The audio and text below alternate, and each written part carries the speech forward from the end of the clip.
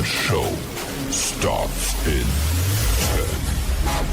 9, 8, 7, 6, 5, 4, 3, 2, 1, go. The following content contains adult language and humor that is not suitable for viewers under the age of 18. Viewer discretion is strongly advised.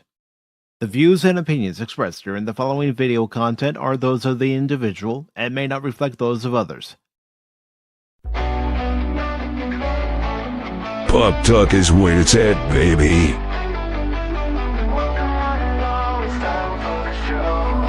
Pacific414 Pop Talk is here.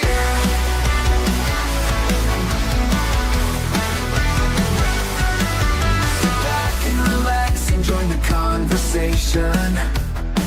We got Baron, Orman, Tagge, Cash Money, 007, and even Mike too. Pop culture, entertainment, news and reviews. Discussions are had, opinions made. From the panel to the chat, everyone is welcome here. Reactions, watch parties, and special guests. We like to have a good time. Pacific414 Pop Talk is underway. Pull up a seat, we're inviting you to stay. Articles, collectibles, reviews, you say. Baron, Cash, and Mike bring the fun tonight. Now sit back, relax, enjoy the show. Don't forget to like or comment below. We almost forgot to share out the show. Pacific414 Pop Talk is one of a kind, it's true. Good morning, good afternoon, good evening, and welcome one and all to your Wednesday edition of Pacific414 Pop Talk, coming to you live on the Pacific414 YouTube channel, the Pacific414 Rumble channel, and also Pacific414 on X, along with Baron, Orman, Tagge. I'm your host, Mike, and we do have several stories to talk about this evening, including the passing of both Malcom-Jamal Warner and Ozzy Osbourne. Plus, we will also be talking about DC Comics when it comes to their history book, the phrase of America being removed from the Justice League. We will also be discussing what was a proposed crossover between Batman the Animated Series and Steven Spielberg's Freakazoid back in the 90s, and we might even find out why it didn't go through. And I know Cash is a big fan of this show, but Ted Lasso's season 4 had 7 new actors, 2 more fan favorites confirmed to return. And we will also be talking about the Legend of Zelda live action movie, casting both Zelda and Link for the upcoming movie. But first, before we do that, Baron, how are you doing today, brother? Yeah, like these people, with that Ted Lasso, I just can't wait to talk about it, because of these people. I'm doing okay. Sorry, I had to, being that we don't have Cash here, I thought I'd give us a little taste of Cash.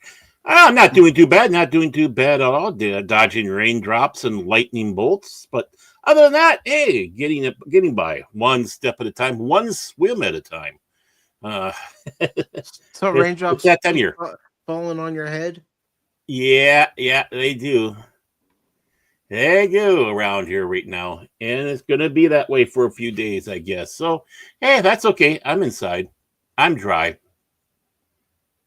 I get you totally, Baron, because even in my area, it rains. But, it's the rainy season. What do you expect? Yep. Mongoose season. No, monsoon season. Sorry. Did I say mongoose? No. Yes, folks. Your weather update from Baron Orman Tagge. It's not monsoon season anymore. It's mongoose season. It is mongoose season like you can't believe. See what I did there? I was trying to be witty. But yeah, that's just kind of the way it is, I guess. So, hey, I mean, a couple years ago it was so dry, so now it's making up for it. Yeah, Mother Nature always seems to work that way. It's like some summers, okay, we got a little bit of rain here, a little bit of rain there. Then other summers, it's like, okay, you can turn the faucet off now. I think we got enough. By the way, is the plural of mongoose mongoose? I don't know. I just hit me right now. That's a good question. I don't know Yeah. the answer to it. Yeah, I mean, you got a murder of crows, you know.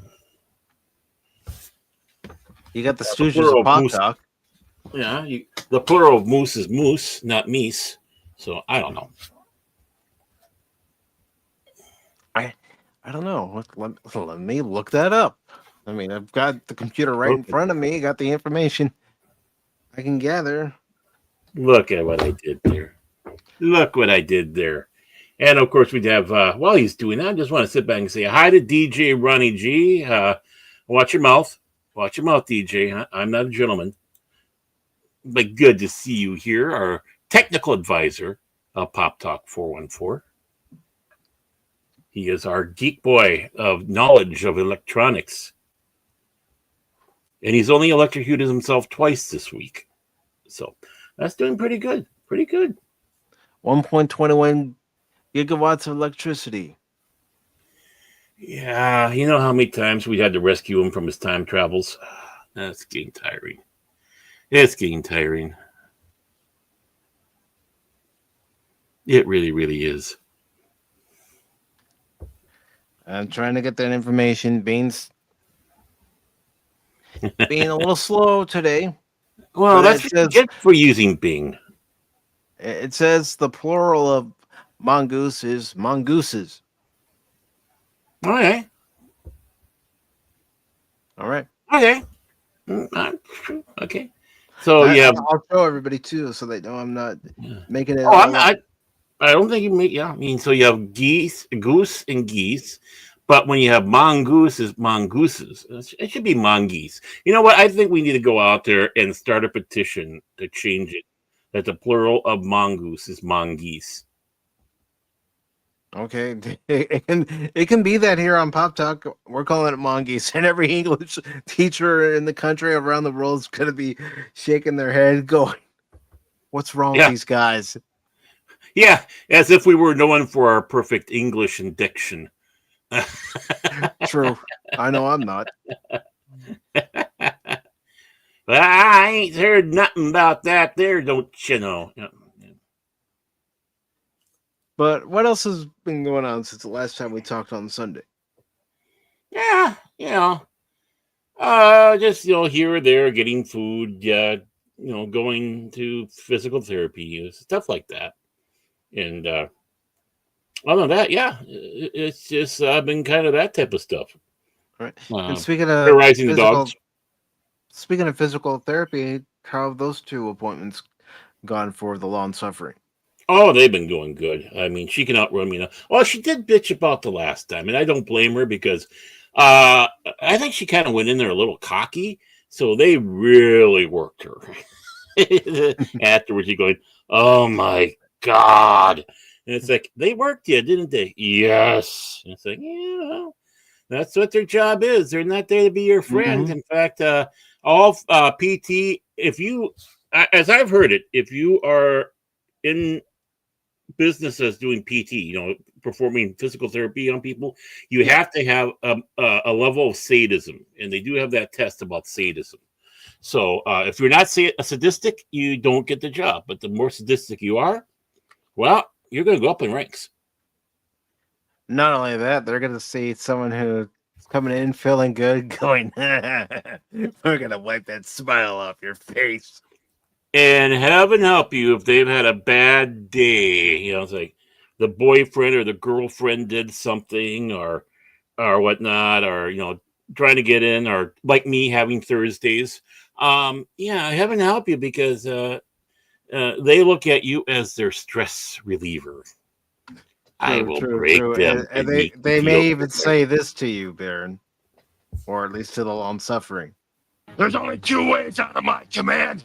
On your feet like a man, or in a titty bag. An itty bitty titty bag. Got it? Hey, that's them on a good day.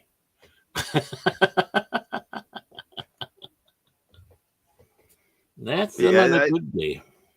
I'm glad it's going well, and A little pain doesn't hurt. A little pain never hurts. Makes you Oh, she's stronger. not, but yeah, she's not using the cane no more, so I don't have to worry about getting whacked. So Oh, I wouldn't say that, Baron. She might have it in reserve. I hit it. Yeah, right. I got mine though. Yes, yeah. Dual wielding canes. How do you like that? She's gonna come after you, Baron.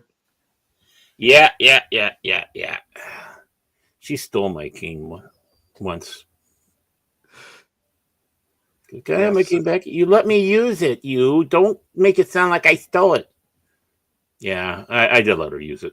I was too lazy to go out the car and get her other one. So she almost whacked me with my own cane, and I deserved it. What being whacked with your own cane? That just doesn't seem right. I don't know, phrasing, right? Yeah.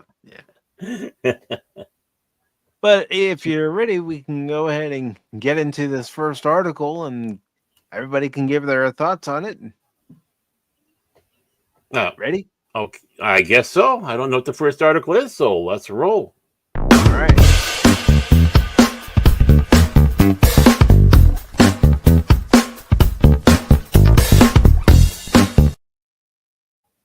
Oh, it sucks. Let's go to the next one now. We haven't even read it yet, Baron. You're ready to throw in the towel. Towel's thrown, man. Not in my regimen. I'm like Mickey. I'm throwing the towel there. I'm throwing the towel, Brocky. All right, so we have this article from Fandom Pulse. It says anti-American writer Mark Waid removes Of America from the continuity of the Justice League in DC Comics. This is by Fandom Pulse. It was posted on the 20th. AKA Chat GPT. You never know with some of these articles we read anymore. DC Comics is anti-American and has been increasingly pushing the message by trying to erase America's influence on its heroes. Now, in its official history book written by Mark Waid, DC Comics has removed the Justice League of America to further their descent into globalist messaging. Excuse me. In the golden and silver ages of comics, most books were extremely patriotic. Excuse me. They cheered on American war efforts as well as went hard against communism. In the name of American democracy, characters like Captain America and Superman were presented as the ultimate patriots, willing to serve God and country against threats, foreign and domestic. At DC Comics, Superman had the motto Truth, Justice, and the American Way, which has been pulled and removed from recent DC Comics intentionally in modern times. And there we go. Good old Superman. Supporting the red, white, and blue. Yeah, I already have. Hold on. I already have the subscription, you twats.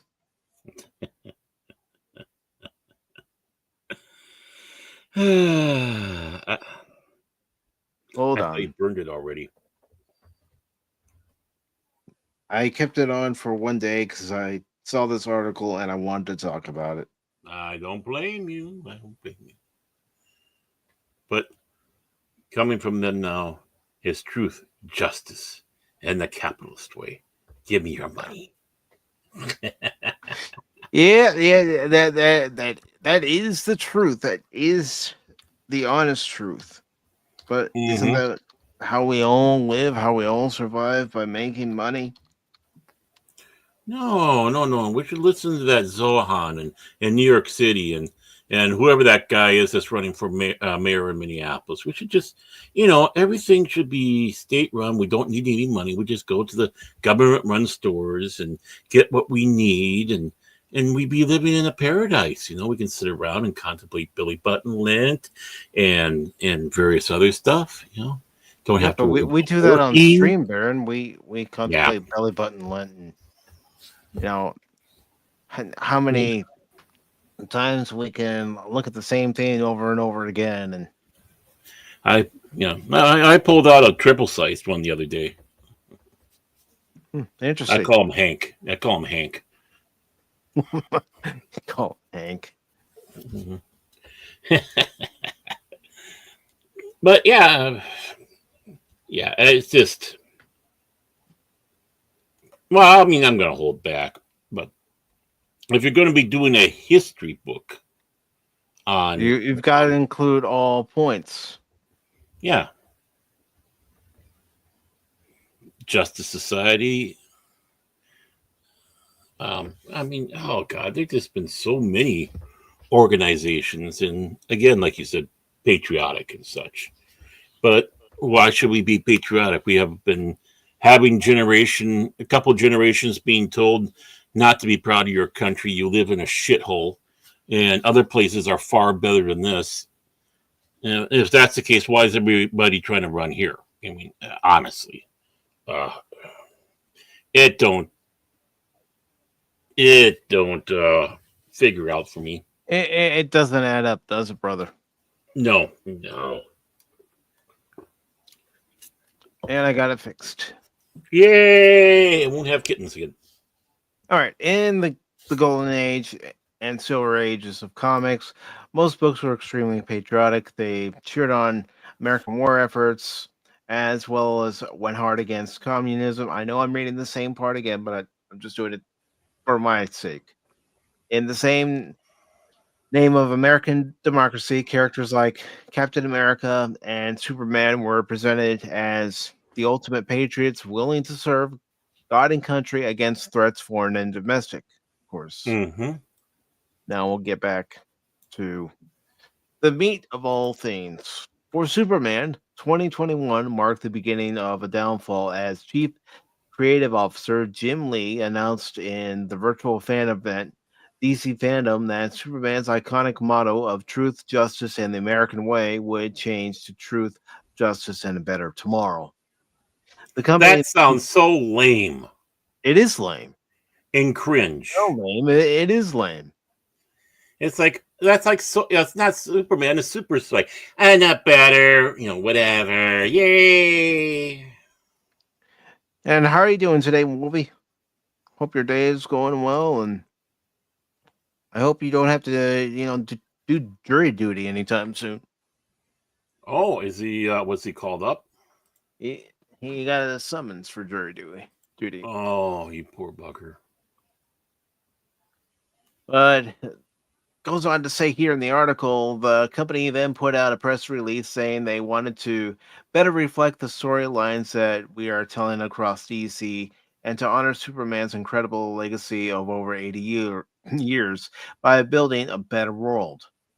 Yes, but you also forgot that its creators had families who were immigrants. They were grateful to be here in this country, which is why they were so patriotic because they worked hard for what they Mm-hmm. earned, for what they Right. created, Mm-hmm. which became American icons. Yeah. No one thought this was going to happen. Yeah. This was echoed by changes in James Gunn's latest Superman movie to have the motto be completely absent, as the company wants to make Superman a globalist icon rather than a patriotic one.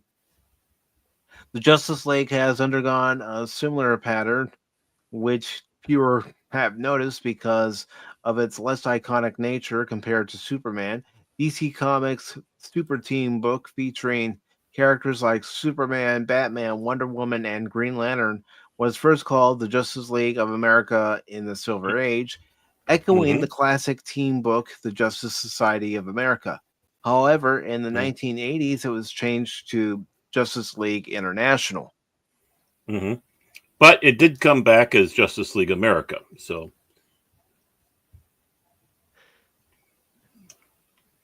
And it goes on to say DC Comics brought back the Justice League of America in New 52 era, but now Mark Waid has taken over the history of the DC universe, rewriting continuity for modern times to give readers a primer on the DC universe. I'm so tired of this rewriting it for the modern times. We're rebooting this for modern times. Enough. We're going to change the history. Which is even worse. Mm-hmm. Mark Waid has posted a lot of anti-American sentiment in recent days. The embattled creator ranting about last year's election of Donald Trump, saying, "Even if by some miracle this turns around, I don't believe in the basic goodness of my fellow Americans anymore. And without this, I cannot write superheroes. There's no point. When you see a decline in the quality of my work soon, you'll be able to trace it back to this night." Well, you know what? If he's posting it out there on social media and I'm his boss and I'm seeing that, I'm calling him into the office. I'm giving an ultimatum. You either give your best or you're out of here. Right. Don't you threaten us with mediocrity. Don't you half-ass your way through this project. You prissy little bitch. Oh, I would give Oh, them two options. I'm not saying it would be that light. I'd probably say a few words if I were his boss. Oh, yeah. Some of the words would be choice from Moa because just across the board. But they don't. Well, back then they're they're not. I don't know. It just this guy needs to go. This year, he went on the Word Balloon podcast declaring the bad guys won. At this moment, and hopefully we can turn this around, but the bad guys have won. And it is. I can understand the need to tell inspiring, heroic stories of hope in a time like this. I really do. But conversely, I understand. I already know. It is difficult because, when you write this stuff, you really want to believe that right makes might, that at the end of the day, goodness and kindness is the virtue that will win the day. You want to believe this. And I have no evidence to prove this right now for the first time in my life. It's very debilitating. Yeah. What you know what I'm tired of, Baron?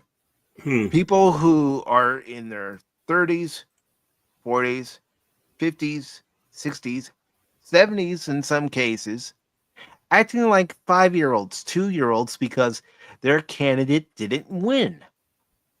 Yeah. Well, I mean, it's even worse now. I mean, my God. I never heard people this pissy about Biden. No. I heard a lot of mocking about Biden, but honest to Pete, I never heard anything like this during the Biden years. Both Trump years. That doesn't mean I haven't heard people complain about Biden. Everybody complains about the other guy. You heard people complain about Biden and his policies, and then other praise him. I mean, it's happened throughout history of American presidencies. Some people like what the current administration is doing. Some people don't like what the current administration is doing. So you know what they do? They wait till the next election or the midterms in a lot of cases, and they vote. Right. They use their voice and they vote. Yeah, that's your little revolution every year. Every 4 years, every year, sometimes. Every year you have a chance. Usually there's an election every year in some fashion or another because there's local ones all the way across the board. But the thing, people weren't liking how things were going. They weren't liking that their freedom of speech was being suppressed. Yeah. I mean, they're screaming about Colbert. Colbert. I've seen that. I've seen comments from Rosie O'Donnell. I've seen comments from Jamie Lee Curtis about it. Right. I mean, they were acting like self-sanctimonious, and I'm not going to go any further on that. But honest to Pete, this is not a violation of the First Amendment. The violation of the First Amendment is when the government actually goes in and takes away dissenting speech or such, as long as it's not defamation of character. No, there are limits to that. You can't go out there and start slandering or being libelous or anything that. You start slandering somebody, you're more than likely going to find yourself in a courtroom. And you know what? You have every right to yell fire in a crowded theater, but you're not going to be, whatever repercussions comes back from it, you're going to have repercussions. Right? You can, but you shouldn't. Right? Now, if Colbert, listen, folks.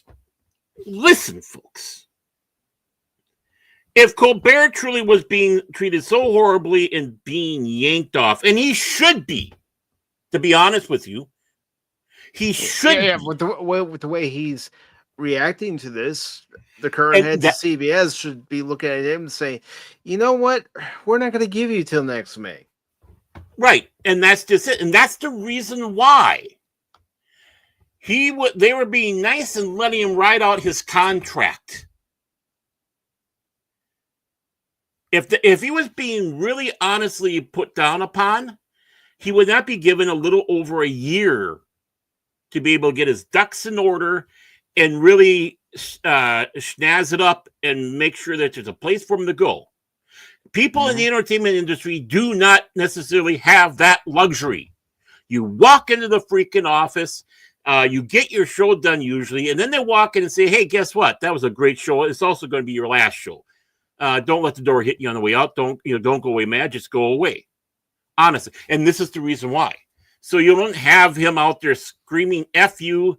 You don't have, I'm trying to figure out how there wasn't any contract violations done by Jimmy Fallon and all the others by being on his show and being shown like that.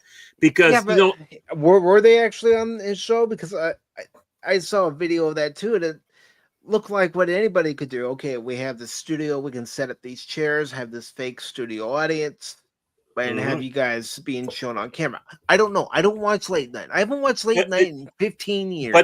But the thing is they're on a competitor's show. Yeah, that would never happen. Did that actually happen though? I was told. The quote unquote credible news was saying they did. And if it was done, how are they able to keep their contracts? That right there is a violation. That would be a violation of their own contracts. First, appearing on a competitor's network. Second, appearing on a competitor's show without being an invited guest. Oh, they were invited if they were there. Yeah. Because it's all part of their whiny, pissy which kind of shows you again, they're all. It goes back to what I said. They're all acting like 5-year-olds. People in their 20s, 30s, 40s, 50s, 60s, 70s, acting like 5-year-olds. Come on, folks. We're adults. Act like adults. Yeah, look at the witty intellectualness that they've been having. F you, Trump, from Colbert, or what is his name from the Stewart from the whatever Jon Stewart from the Daily Show. Yeah, from the Wasted Show, and he's just doing a song where all he's doing is say "F you, F you, F you, F you" with the song. Oh my, that's really witty. Geez, tell me why your ratings are going down now. That's the best you can do for quote unquote comedy.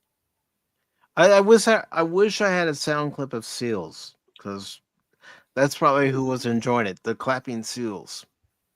Our Sisler from when he was doing the seal clap. Yeah. That's just it. Morons like that. These people are stupid idiots. He has 150 writers on his show or whatnot. He is losing $40 to $50 million a year, and he's being paid $20 million a year. And they're losing $40 to $50 million a year. And he has got a writing staff. That's not including everybody else. A writing staff of 150. And that's the best that they can do. Gee, I wonder why the shows being canceled are coming to an end. It's costing CBS a lot of money. You have the Skydance merger that could go through. Don't know if it's going to go through. Right. But they're the potential new owners, and any new owner that comes into a company, they're going to be looking at cutting the fat. Well, Okay, and that's where are what, we spending the most money?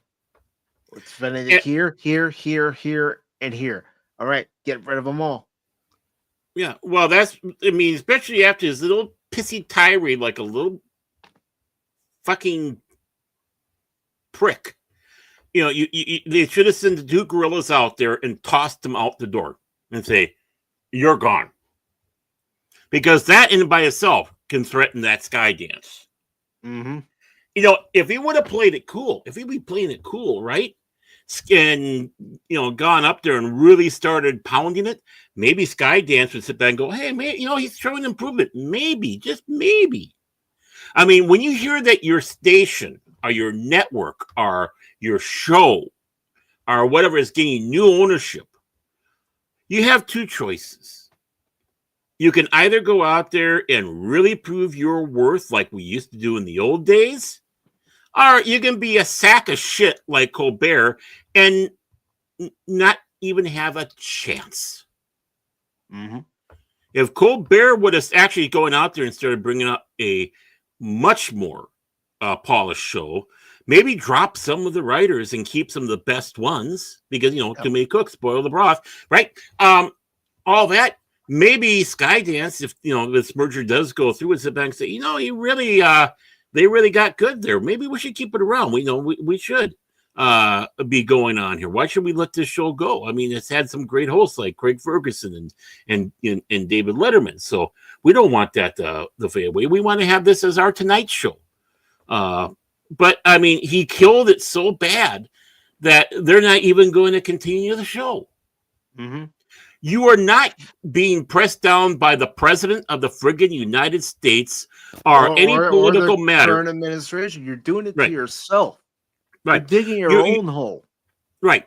You're not getting pressured by the government in there and still have a little less than a year to be on the air, if that's the case. No. If it was truly pressure from on top, you'd be gone yesterday. Mm-hmm. So enough of that bullshit. You know what it would have been? Friday would have been his last show. CBS would have said, Friday's the last show. After that, no more late show. Yep. Mm-hmm. And we're going to fill in the void with a news program or a rerun of an older show or whatever they had in mind. Oh, we're going to put something on that we're going to gain an even bigger interest. A bunch of monkeys masturbating there. And not just any monkeys either. The red-ass baboons. Because everybody likes red-ass baboons. And you know what? It probably would bring in higher ratings. Hey, I think there's enough monkey wrenches in current entertainment that, they wouldn't even be phased, Baron. No. So, and then you start taking a look at the rating numbers for Fallon and Kimmel, right? Which is about 1 million less than Colbert. Yeah, I can see them possibly facing the chopping block too, especially with the way they're working, because they're not entertaining. They're not drawing in. Yet I have one argument against that. Disney will probably save Fallon. He's got the mouse behind him. Well, no, not Fallon, because he's NBC. It'd be Kimmel. Kimmel. My bad. Kimmel. They could not. Don't know, because he's got baggage. Well, they all do.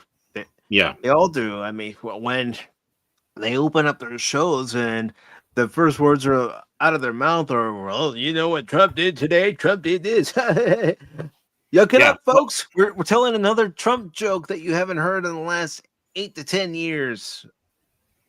Yeah, and that's just it. It used to be where you had guys like Carson, Leno, Letterman, for example. Mm-hmm. They used to take shots at all sides. Everybody. Just like Saturday Night Live, as I've said many times before. used to take shots at all sides. It didn't Right. matter if it was Dana Carvey doing his George Bush impression. Yeah. George Bush loved it so much that Dana Carvey spent the last night in the Lincoln bedroom, Bush's last night in the White House. Mm-hmm. Because he loved it so much.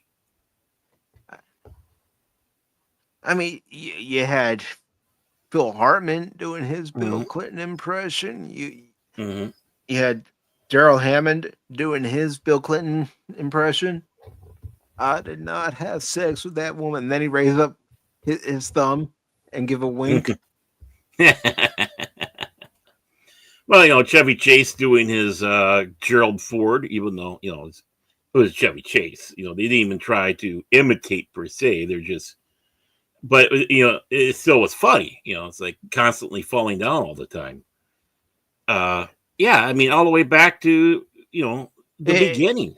Yeah, and Wolvie saying Kimmel's one to talk, especially since he got to start with the Man Show. Even further back, Wolvie, he was Ben Stein's sidekick on Win Ben Stein's Money.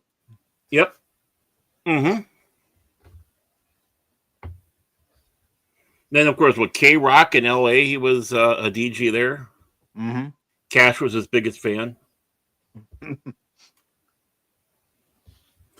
Well, yeah, I mean, look at Kimmel. He had the Man Show. Then he was doing "quote unquote" blackface. Yeah, he was supposed to be Carl Malone, right? Which was absolutely hysterical. It was not racist, right? But then he comes out like a self-sanctimonious piece of shit. Yeah.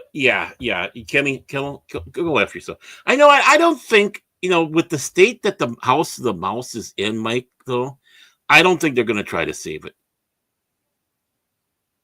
They got enough money and headaches going on over there. Kimmel, it would be an easy kick. Boom. Because how much money is he losing? But then you have Gutfeld, right? He's making more than all of them, right? For ratings. He has a very small staff of writers. Joe Mackey is one of the guys. Tom Shalhoub is another one of the guys. I mean, I don't think it's very big. They got a small staff going on there, but yet they're kicking ass in the ratings and they're not losing money. Why? Because they're doing it the way it used to be done. Right. When they tell their jokes, they're poking fun at everybody. Yeah, including themselves. Mm-hmm. Just take a look at the shots that Gutfeld makes of himself. So, I mean, you're on the panel. The shots are being fired back and forth, and yeah, of course, there's right leaning on there with a lot of the jokes, but don't kid yourself. Some of the pachyderm herds get their comeuppance on there. True. And just like you want, and that show is based primarily a political humor, but topic show, right? It is. The late night shows ever since Johnny Carson took over, because Jack Parr was doing the same thing as Stephen Colbert and Kimmel. It was all politics, crying on air, bullshit like that. Johnny made sure that this was entertainment. Because that's what it should be first and foremost. We're gonna have somebody on, and they're gonna, be on here for a conversation. If they bring up what project they're in, they bring up what project they're in. But we're gonna have a conversation because I like this particular guest. Comedians getting their start on the Tonight Show. We mentioned this Sunday too. Yeah, if you got asked over to sit on the couch or the chair next to Johnny, and you were a comedian coming out doing your set, that was it. You had job offers coming in. You could still get it. You could still get it being on there, but the moment you went over there, it was guaranteed. Because as far as the rest of these agencies were concerned, if Johnny had you sit next to him, that means Johnny saw something in you. Yeah, he liked what you did. And that spoke volumes. Well, I mean, I don't even know if they do shit like that anymore on these shows. They're too busy being self-sanctimonious pricks. I don't know. I haven't watched a talk show on a regular basis in the last 15 years. And even when I did somewhat go and watch a talk show, it would be Craig Ferguson. Honestly, he was the last bastion of the late night talk show host. Yeah, he was. And that's, CBS shouldn't get rid of the Late Show. They should seriously go for some real talent that can do a talk show like John. Mm-hmm. And maybe that's what they're gonna do. They're gonna put it on hiatus for a while until they can find the right person for the job. Yeah, fumigate the set, get the smell of a Colbert off of there, because my God, it must smell. I never liked him. I didn't like him when he was on the Daily Show. Right, exactly. I didn't like him back then. I didn't like him when he had his own Colbert. His smarmy attitude of acting like that conservative person, which was more mocking than humor. And it's like, yeah, go fuck yourself. Not interested.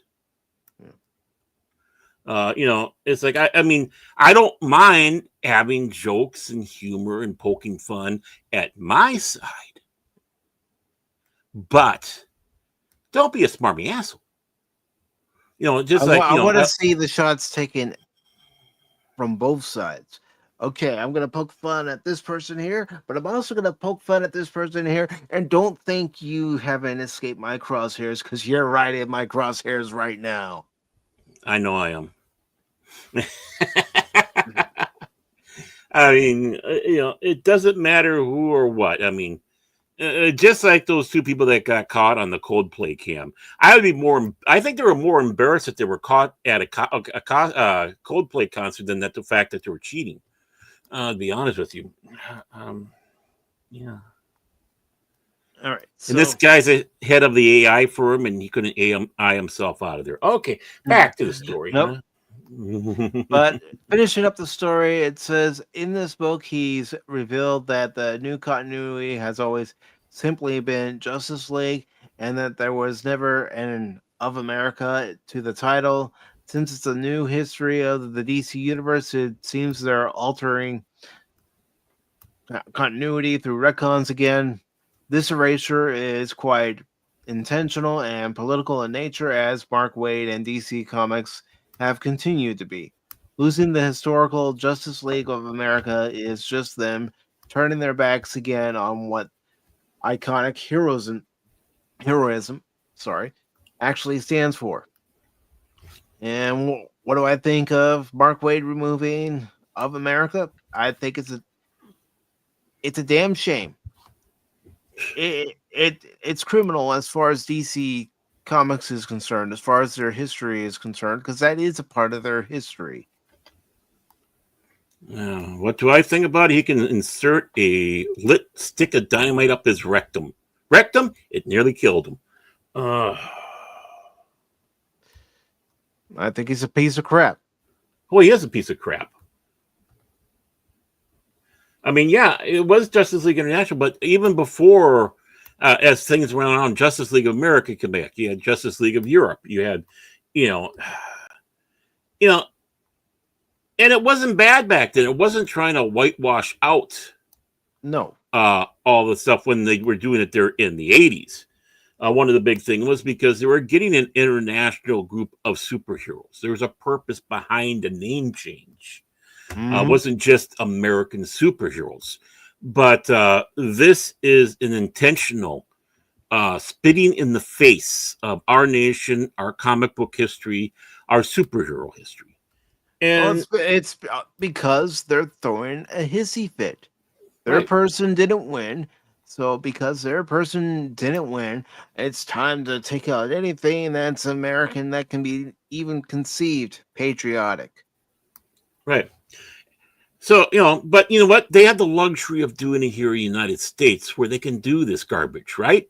If they were in some other countries and they tried pulling this stunt, they'd be in jail. I'm not lying. What, you're not going to call it Justice League of Saudi Arabia? Off with his right hand and throw him in jail. Boom. We're not going to have Justice League of Russia? Off to the gulags. I mean... Well, again, that's what they came up with, Justice League International. So right. heroes from other countries, like you said, would be represented. Right. These are specifically heroes from here in America, in the DC universe. That's why it's called Justice League of America. Mm-hmm. Right. And if you're so ashamed, honestly, Guy, if you're so Mr. Wadey Pants, if you're so If ashamed, Mark Waid is so ashamed, he should quit his job. Quit his job and go somewhere else. Go up to Canada. Start the Justice League of Canada. No offense to the people up in Canada, by the way, because I know you would hate the fact that someone like him would be coming up and being one of the percentiles that are coming up to ruin your country. But, you know, and see how far you get with your free speech there. Or England, for that matter. Go to England. See how far you go with your free speech over there. You know, especially if you start doing some twattering and you say the wrong thing on your twatter post. You know, see what happens there. How about Cuba? Yeah, go to Cuba. You know, you like those places, right? You know, you can have Justice League of Havana. There we go. See. I mean, no, get the fuck out. If you're that ashamed, across the board, if he's that ashamed, he should be in North Korea. Right. That'd be, I don't know. I don't know if I want to do that. I mean, I don't like Dear Leader, but wouldn't that be cruel, unusual punishment for Dear Leader? Oh, what the hell, send him there. No, I mean, you should not be ashamed of America, our Americans. You can be upset with the government, because that's two different things. But if you cross that line and say, I'm ashamed of America and I don't want that, blah, blah, get the fuck out.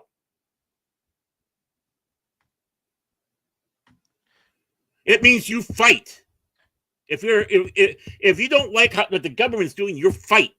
And I'm not saying you fight. You don't tuck your tail between your legs. Right. And you put that name in there. You try to claim it back if that's the case. But no. You have no loyalty. You have proven that you're basically traitor material. You will sell us down to the first glory hole BJ you can have someone get from you. That's what it is. You're a disgusting piece of shit. No one should ever be ashamed of America, the United States of America. You can be ashamed of the government, and Lord knows I am still. They talked about you could be ashamed of your local representatives, state representatives, right, and do your part in the next midterm. Right. Vote them out. Right. I call their office if they are part of the group that signed a bill that you were against. Call their office and voice your displeasure with that. We have that right in this country. Right. I love Minnesota. I don't like the government, but I love Minnesota. I love the United States. I don't necessarily love the government. I don't trust the federal government. Even with Trump in office, I still don't trust it. No one should. Right? Even if your person's in there. Baron, trust the government. We're here to help. Yeah, right. Isn't it funny that all the people that sat back at one time say don't trust the government are now saying are sycophants now? Isn't that funny how that works? Yeah. Mm-hmm. You know what? I'm consistent. I don't trust the federal government. Never have, never will. I don't trust those mothers. I can like certain elements of the government that might be happening, like certain elected officials and such. Right? But there's more than just the president in this country that can cause pain. You know, there's Congress, there's Senate. Heck, there's even the Supreme Court or the court systems. Depends on if you get activist jobs doing lawfare out there. And don't tell me there hasn't been. Lord knows there has been. There has been, regardless of the administration, there has been. Right. And as that goes, I still love America. I still want the red, white, and blue waving. If you cannot separate the two, get the fuck out of here. And it's good to see you do not deserve. I was just saying hello to Shade. Yep, and also known as you're wrong. I was going to let you finish. But no. I mean, if you love America and willing to fight, yeah, you're great here, right? But if you're all pissy about everything about this country, get the fuck out. You're not wanted. You're disgusting. You're biting the hand that feeds you. You've been given so many, not privileges, but rights. In other countries, they'd be privileges, if even that much. Mm-hmm. But you have rights. And don't you start telling me that your right is being violated because a corporation decided to cancel a fucking TV show that's crap. You don't know anything then. But then again, who are we talking about? I mean, all across the board, what are we talking about with these people? You know, it's... How many of you think the opinions of actors should be valued as much as, well, say, doctors, engineers, or a courageous congressman? Right here. Yeah, right on. Well, you're wrong. Actors are self-centered punks. And that's true. It's the same thing that we see with television shows, with movies. You have these people who think they're the hand of God because they're a part of this particular project, whether it's the television project of Star Trek, Doctor Who, you name it, or, you know, making a movie based on a franchise that's been long established. I'll just use Mad Max as an example with Furiosa. You have these people that come into these IPs. They think, okay, I'm in charge of this IP now, and everything that came before is wrong. This is the new Mad Max. This is the new Star Trek. You're going to like it. You're going to love it. You're going to consume it. But guess what? Fans aren't liking it. They're not loving it. They're not consuming it. They're rejecting it. Yeah. See, at least be thankful that I'm not pathetic enough to sit back and say, you know, maybe people should go to his Facebook page or his X page, and all they do in the comments section just put Justice League of America over and over again. But I would never suggest that, because that'd be just a low down shame if I did that. You know, that anyone would get any idea that I would suggest that you should go to his social media pages and just put Justice League of America over and over again in the comments section. Oh, you know, all he's going to do is he's just going to block the people that do it. Yeah, and he's not going to have anybody. He's not going to be open-minded enough to listen to their points of view, their side. No, of course not, because they're weak. I mean, like I said, all it took was an eye roll for what's his name for me to get blocked on. Tim Sheridan. Yeah, Tim Sheridan, you fucking piece of shit. I've never even interacted with the guy and he blocks me. Yeah, well, that's because of me. I said, no, yeah, he blocked before you. He blocked me before he blocked you, because remember when I told you I was blocked, I didn't even know who the guy was. Mm-hmm. But he was blocking other people on social media who talk about the same stuff that we talk about. And I checked to see if I was blocked, and I was blocked. And I didn't even say anything to him. I remember telling you. Yeah, I know. I remember. In his video, he had a few Masterpiece Transformers in the background. That's what I would have talked with him about. You know, how far back does your Transformers fandom go? Last week. But, you know, I don't think anybody should be hurt, you know, if they would take advice like that from somebody. Like I said, I'm not suggesting that at all, that they get blocked, because, you know, every time he would be blocking somebody, it would only make his blood pressure go up and up and up and up and up. But I would not suggest that. I would not suggest anybody doing that, you know. Wink, wink, don't touch. No, my fingers are going to get so tired. Here's what I suggest. Don't buy anything with his name on it. Oh, yeah, definitely. Well, you know it's poison. Well, that's okay. That's okay. I basically boycotted comic books for a long time because they've been shit. I mean, I can't remember the last time I bought. I know what I bought, but I can't remember exactly what it was. It was when they did the Star Wars, the actual quote unquote final issue of the original run, 70 run, you know, and then they had the reprint of the annual for Star Trek Next Generation. Those are the last two comic books I bought at the same time, by the way. And but yeah, that's it, because, you know, I've gone through this. It's like, nah, this looks like, oh, this is shit. Oh, what? Come on now. So I mean, and it's a personal whatever, and it's basically because it's like, well, you've just gone crap. I'm not suggesting anybody, not get comic books. I'm sure there's some good ones out there. I mean, I'm talking about new ones. I have gotten older ones, in the boxes where they have the old stuff, because those are the only ones worth buying. But yeah, I mean, yeah, make it hurt for this guy, just like the one that was whining. I'm not into customer service because I'm a writer and blah blah blah. Oh, please, I need money. No one's buying my stuff. Well, you just found out you're in the customer service. You Effed around, you found out. But again, the best way to get back at Mark Waid, get back at DC Comics, is don't buy their comics. Could this be Operation Wade down the drain? Yeah. Yeah, I stole that one from Cheers. I know. But unless anyone else has anything to say about this last article, whether it be in the chat or between Baron and myself, we can go ahead on to the next article. Get the hell out of this country. Okay, next. That's all I got to say to him. Well, I'm not getting out of this country. I'm not telling you to get out. I want him deported. No, I'm just saying I'm not getting out of this country. I'm staying here because I know this is the country I was born in, and this is the country I'll die in. It's not perfect. No country in the world is perfect, but it's home. And then Mike goes up and visits Canada, gets hit by a meteorite, and he basically goes, "Damn, I didn't die in America." No, I really have no interest in going to Canada at this moment. Maple syrup. Not even maple syrup can entice me, Baron.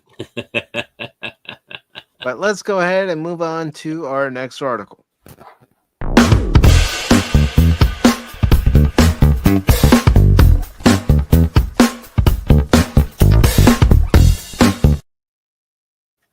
All right, we have this article from JB Augustine, which was posted on July 21st on Bounty in the Comics. And this is an article Cash found, so I thought I would go ahead and use it for today's show. Cash? What would you say you do here? Cash? Yes, Cash. And Cash. He might be on later. I don't know what he's doing, but he said in a message that he might be on later, so we shall see. Turn your head and cough. But this article says Batman the Animated Series executive producer Paul Dini wanted Steven Spielberg's Freakazoid to cross over with the equally wacky Harley Quinn, but it was not to be. Now, I will say this. If it was supposed to be Harley Quinn from Batman the Animated Series, why do they have Margot Robbie as Harley Quinn here? I don't know. And to be honest with you, I hate how they have Harley Quinn now. I really hate. Well, yeah, they turned her into a. Never mind. I get this channel kicked so fast if I said what I wanted to say about what they did to Harley Quinn. I think it's disgusting, and I love the Harley Quinn of the Batman animated series. She's obnoxious to me anymore. Yeah. She's got daddy issues and all that stuff. It's like Harley Quinn didn't have daddy issues. No. She was manipulated doctor by the Joker. Right. While he was at Arkham Asylum. Mm-hmm. She was a psychologist and she got sucked in. Mm-hmm. She called him Puddin', not Daddy. Yep.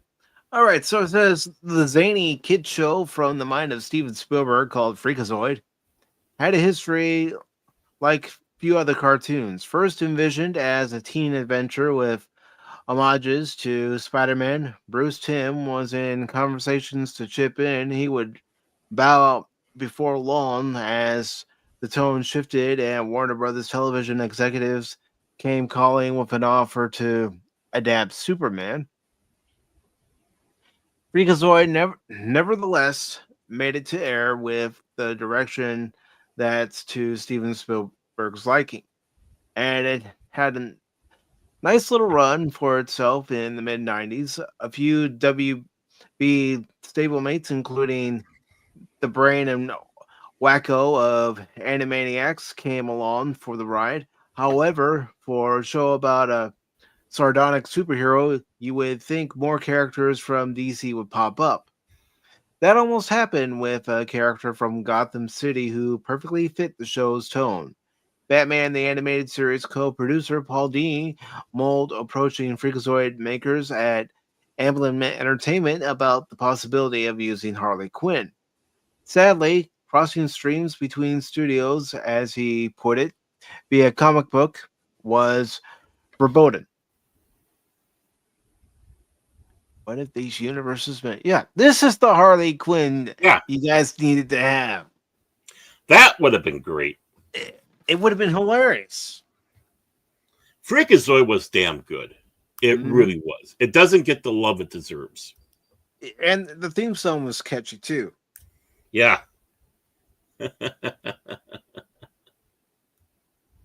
It says back then, crossing the streams between the Warner Brothers DC and Warner Emblem universes was pretty much out. Also, Harley wasn't that well known back then, hence, My Harley and the Brain Pitch was also a no go. Yes, but it could have worked. Written right, it could have worked. You never know. It's that what if scenario. What if we had gone this route? Besides, it's Warner and Warner. Mm-hmm. You couldn't make it work? Ah, idiots. He also mused on X about what could have been in response to some well-done fan art. Harley Quinn went on to become the most recognizable female character to originate in the early DC animated universe, thanks to an assist from Margot Robbie. I disagree with that last part. I think it was all because of Batman the Animated Series. The character gained popularity. She had her own comic. Mm-hmm. I think this guy. Even because of Margot Robbie. I think this guy's simping for her. To be honest with you, maybe. Meanwhile, Freakazoid is largely forgotten, despite occasional appearances that could have helped the zany Crusader crawl back from obscurity. I still remember him. I mean, you ask anybody who grew up in the 80s and 90s, you mentioned Freakazoid, I'm sure there are people out there besides us and we go, yeah, I remember Freakazoid. Hell yeah. It says, in fact, his most recent cameo was in a crossover with Teen Titans in the Teen Titans Go episode, Hugbees, a continuation of some sort from there in the animation style. Shouldn't be hard and would be something. HBO Max might be looking to expand its catalog under the Kids tab, but until a representative says so, your kids, if you have any, and your nostalgic self can rewatch Freakazoid on the Internet Archive, as well as a few other places, although some of these options require a fee. Yeah. Again, Hollywood dropping the ball. Right. I mean, granted, one is DC, one is Ambien, but both were under the Warner Brothers umbrella. Right. It shouldn't have been hard to do. Nope. I don't know, but that would have been great. That would have been great having Harley and Freakazoid together. He needs more love, by the way. I think, especially those of us who were in high school when the show came out, and anybody who was in junior high, elementary, we all would have eaten it up.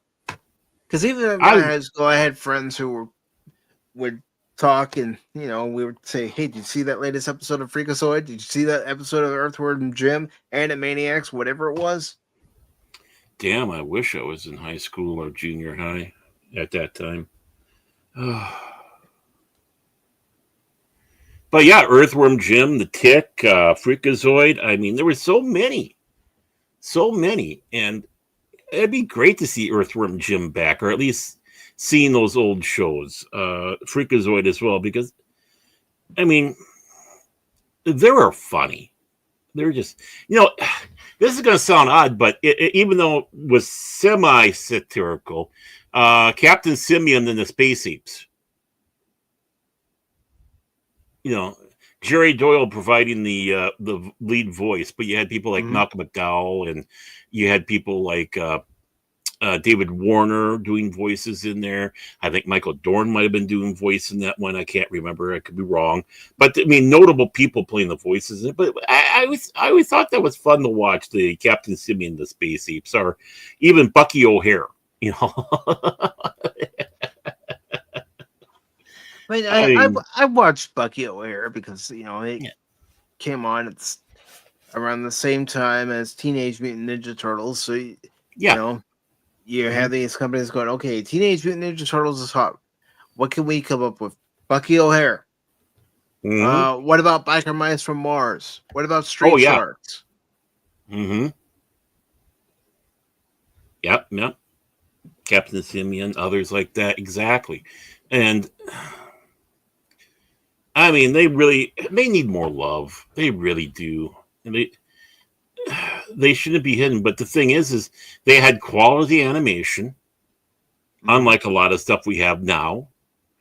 They had great writing and witty writing to them, which we're not getting. Of course, they'd be intimidated by it. And these are quote unquote kid shows. I like to think of it more as family shows because there's something in there for everybody, no matter what your age is. Even with Animaniacs, there was something in there for the parents. Because you'd have Yakko, Wacko, or even Dot saying something, and the parents would get the joke, and the kids would look at their parents like, "Why are you laughing? You'll find out in a few years."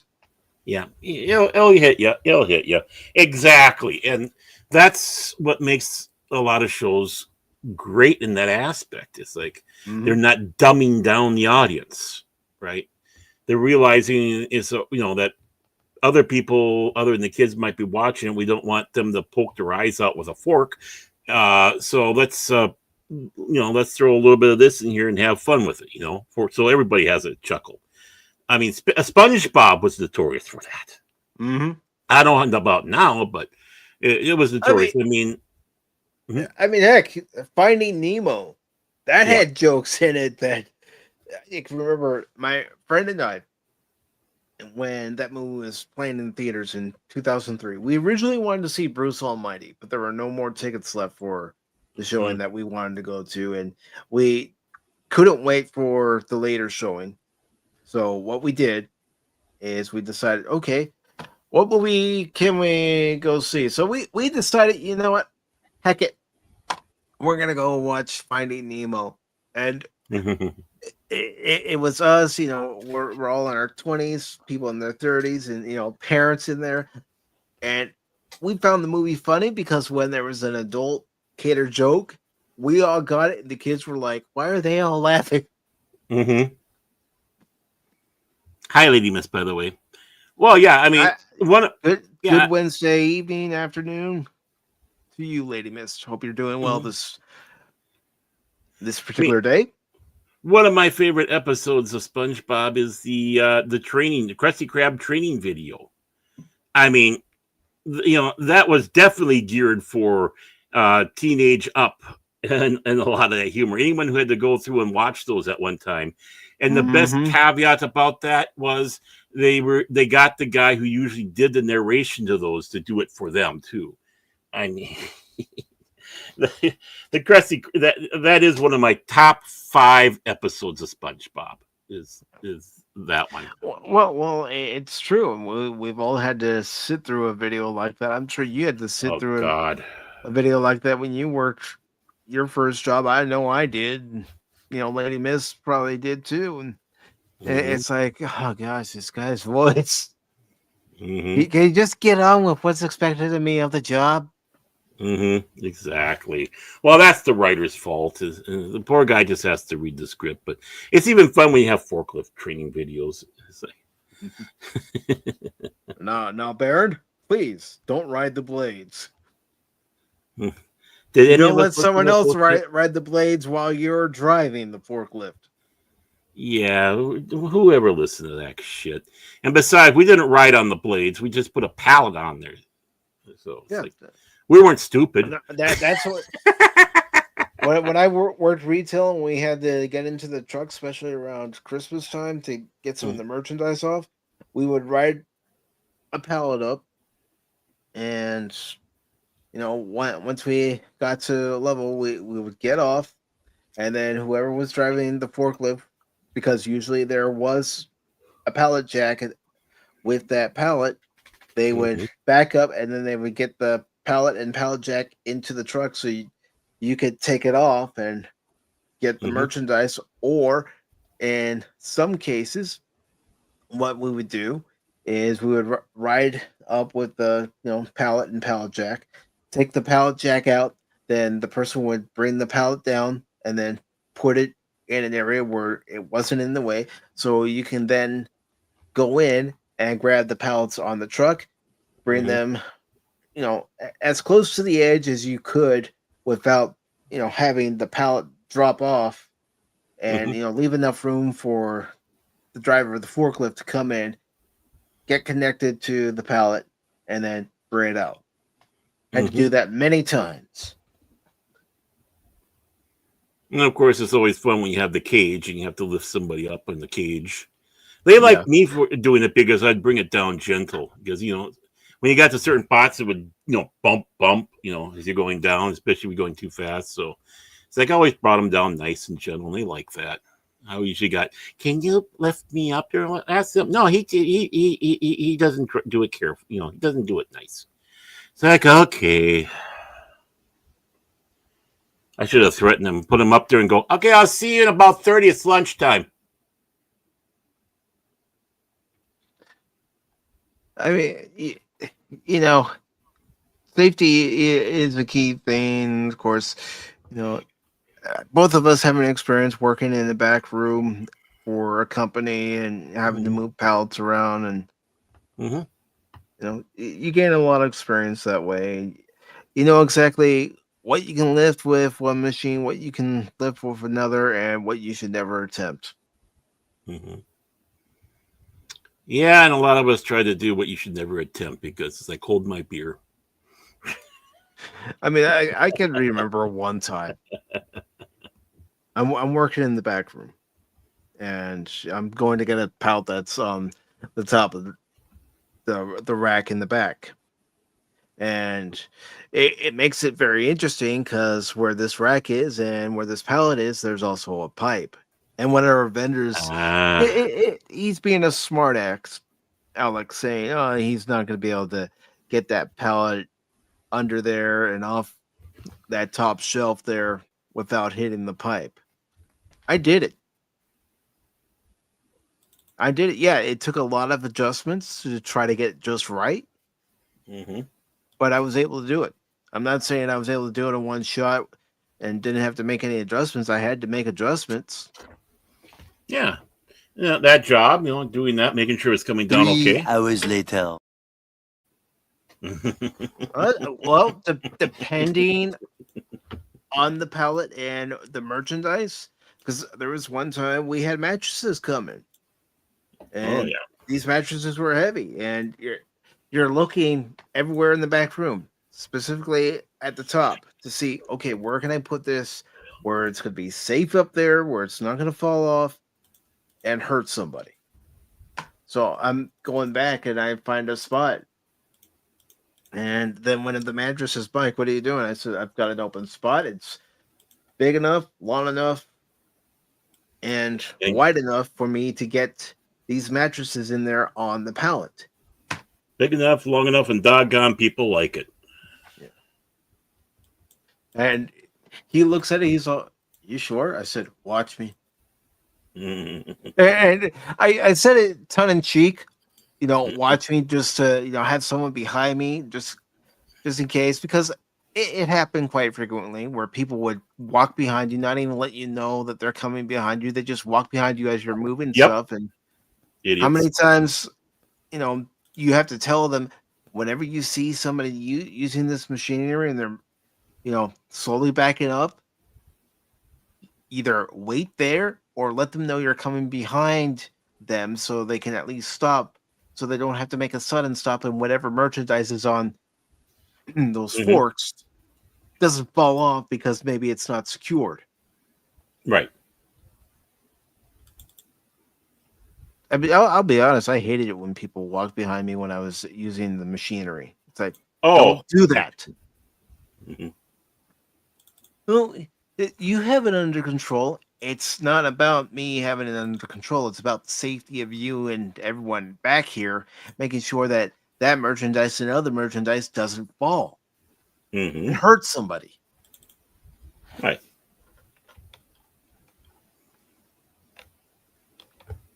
I mean, I'm sure you had some close encounters operating a forklift before.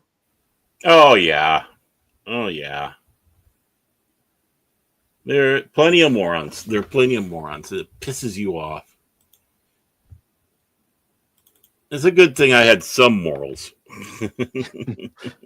Well, the thing I didn't want it to happen is for somebody to get hurt because I was careless. Right. Oh yeah. If they're careless, oh, whatever. No, I mean, I'm not that. Well, I'm pretty heartless, but yeah. But we do have another article that we are going to get to, and I wish Cash were here because he knows more about the show than I do. I've never Yeah. watched the show.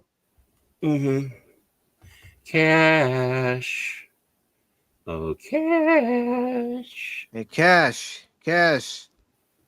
I just thought saying his name 3 times, maybe he'd appear.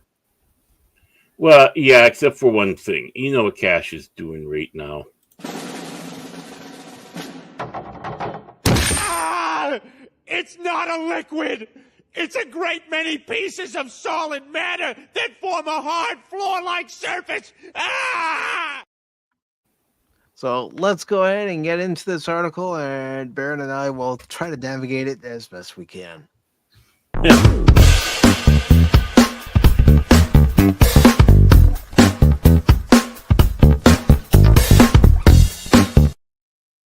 Oh yeah, it's a show. Okay, next one. All right, so Ted Lasso season 4 adds 7 new actors. 2 more fan favorites confirmed to return. This is by Dina Carpenter. It was published 2 days ago on CBR. Apple Plus on July 21st confirmed that production is finally underway on the highly anticipated 4th season of the streamer's popular sports comedy Ted Lasso. Now it's being Really? revealed. I don't know. I've never watched it. I never have either. Now it's being revealed that there will be 7 new faces appearing on the show when it returns to the streamer.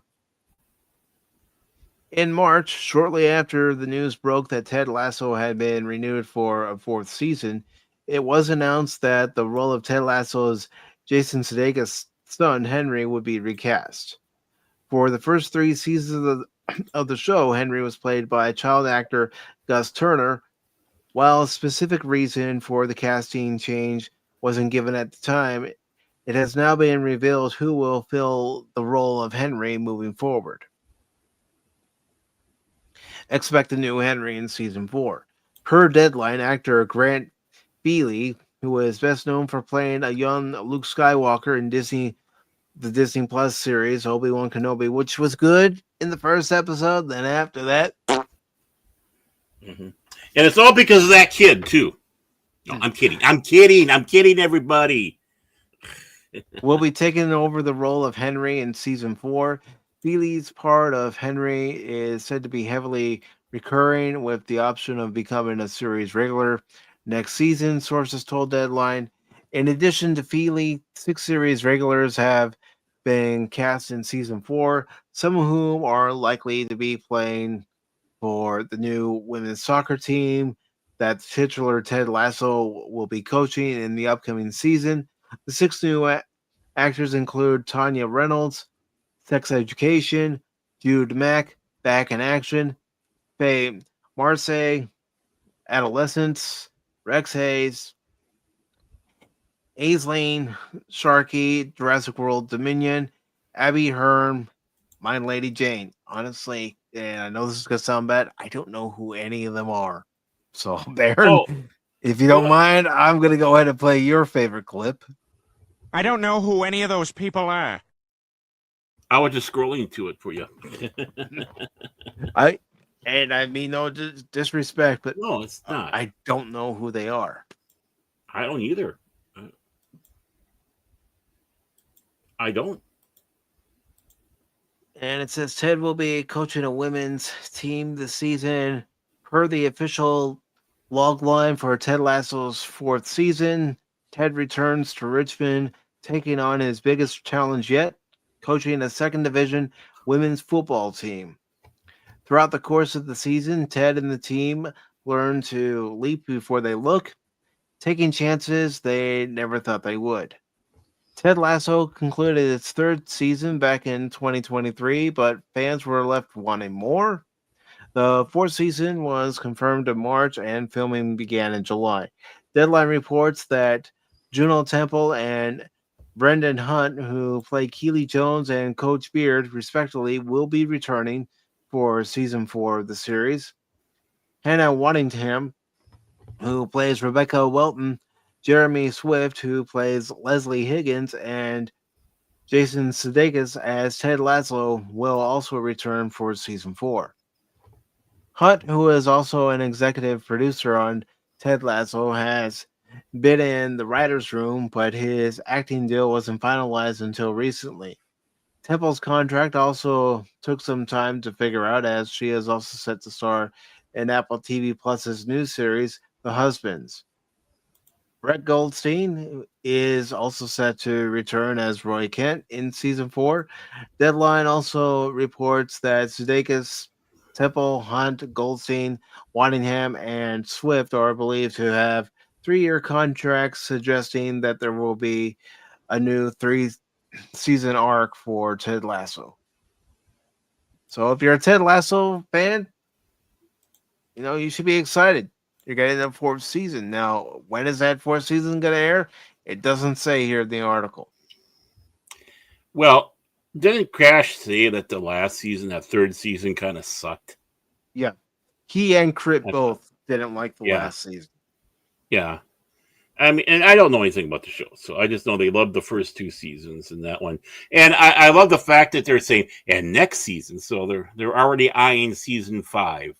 So yeah, I mean, I can't say anything negative or positive about this show in one way or another. I just the only thing I know of is them liking the first 2 and they didn't like the 3rd. So I don't know. It'd been interesting to hear what Cat. Yeah, that'd be really great if they were actually get back to the basic roots of the show, and it was actually funny and don't do what they did with season 3. Yeah, these people. Yeah.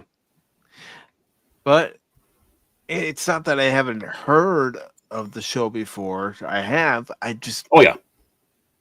There's some shows that don't appeal to me. Just because I like baseball doesn't mean that I'm going to like a show based on sports. Just because I like science fiction doesn't mean I'm going to like every science fiction movie.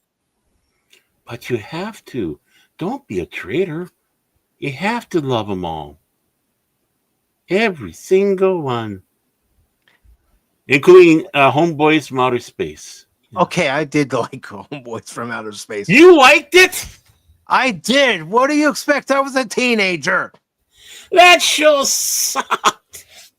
Oh, my word. I mean, there was a cute joke calling James Doohan Pippin in there, doing a little wordplay because, Scotty Pippin, so from Scotty to Pippin. Yeah, okay, that's funny. That's funny. But oh, come on, man. Oh, God. Well, every day I lose more faith. Yeah, okay. I'm sure you have some shows that you liked that were guilty pleasure and oh yeah.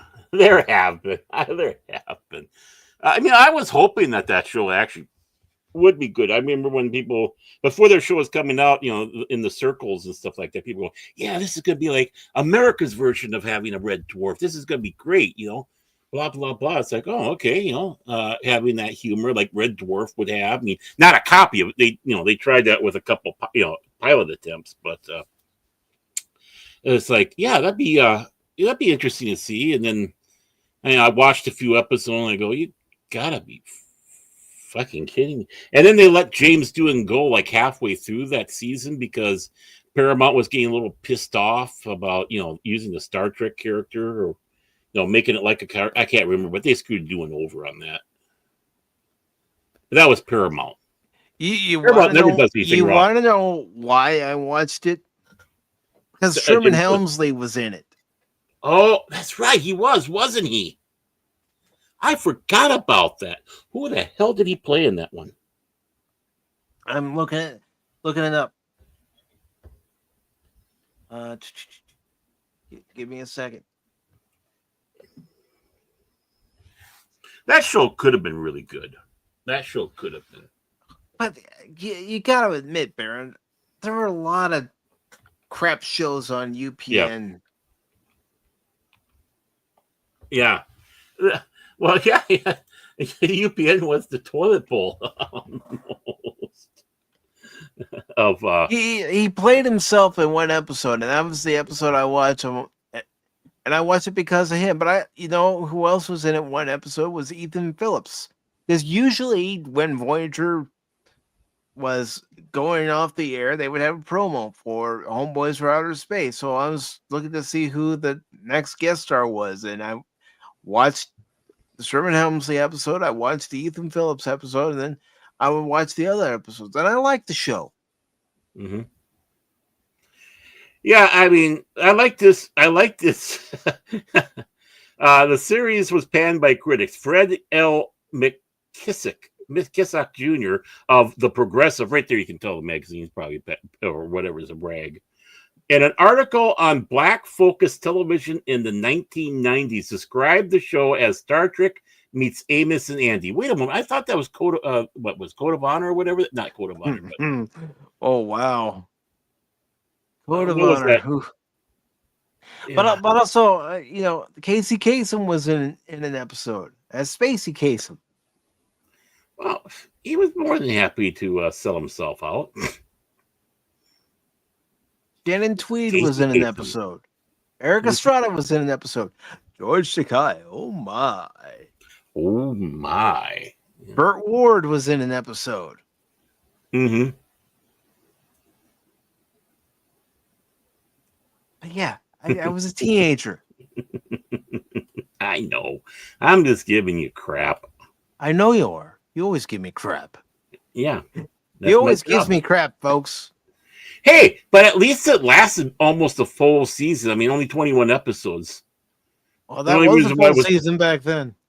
Well, it would have been 22 if they would have had the pilot aired. So. But still, 21 episodes, and it was geared toward people my age.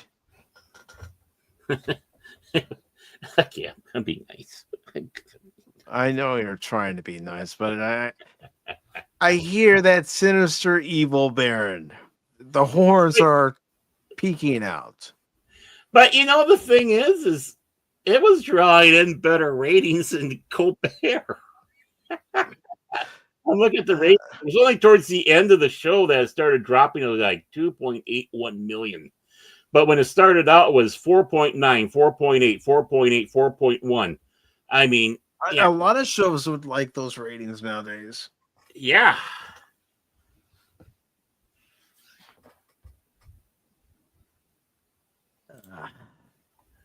Yeah, you hear this guy? He's mocking me because I liked Homeboys from Outer Space. Yeah. Don't mock it unless you tried it, and you said you did try it, and you just didn't stick with it long enough, Baron. Hey, one of the directors in the show did about 156 episodes of Married with Children. So I mean, you gotta cut some slack there. Yeah. Yeah, you do. But Gary Swan. we're not going to cut any slack here on Pop Talk. We do have another article to talk about before we get to our two main stories. So let me just cue them up. I know we're a well-oiled machine here. Not.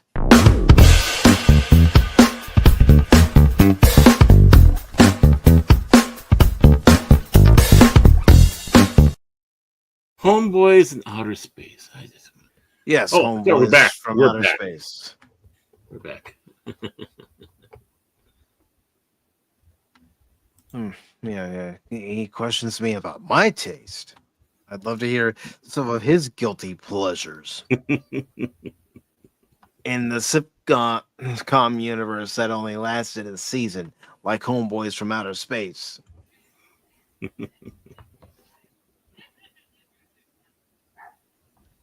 Heck, I bet the long suffering could tell me. Some of her television choices aren't the best either. We can't all make good choices, Baron. No.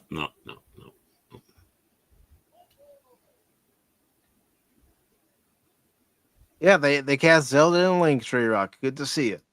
Mm-hmm. And no, I hear the wife.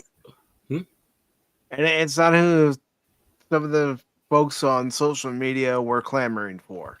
I hear the long suffering out there laughing her keister off. I don't know if she's laughing at us or what. So all we have to do is make a sound and she'll laugh because she knows that we're two stooges, minus the third. Mm-hmm. All right. Yeah, so, they didn't get the they didn't have where you had to kind of go and test it, do the test yank to see if Zelda is he or she.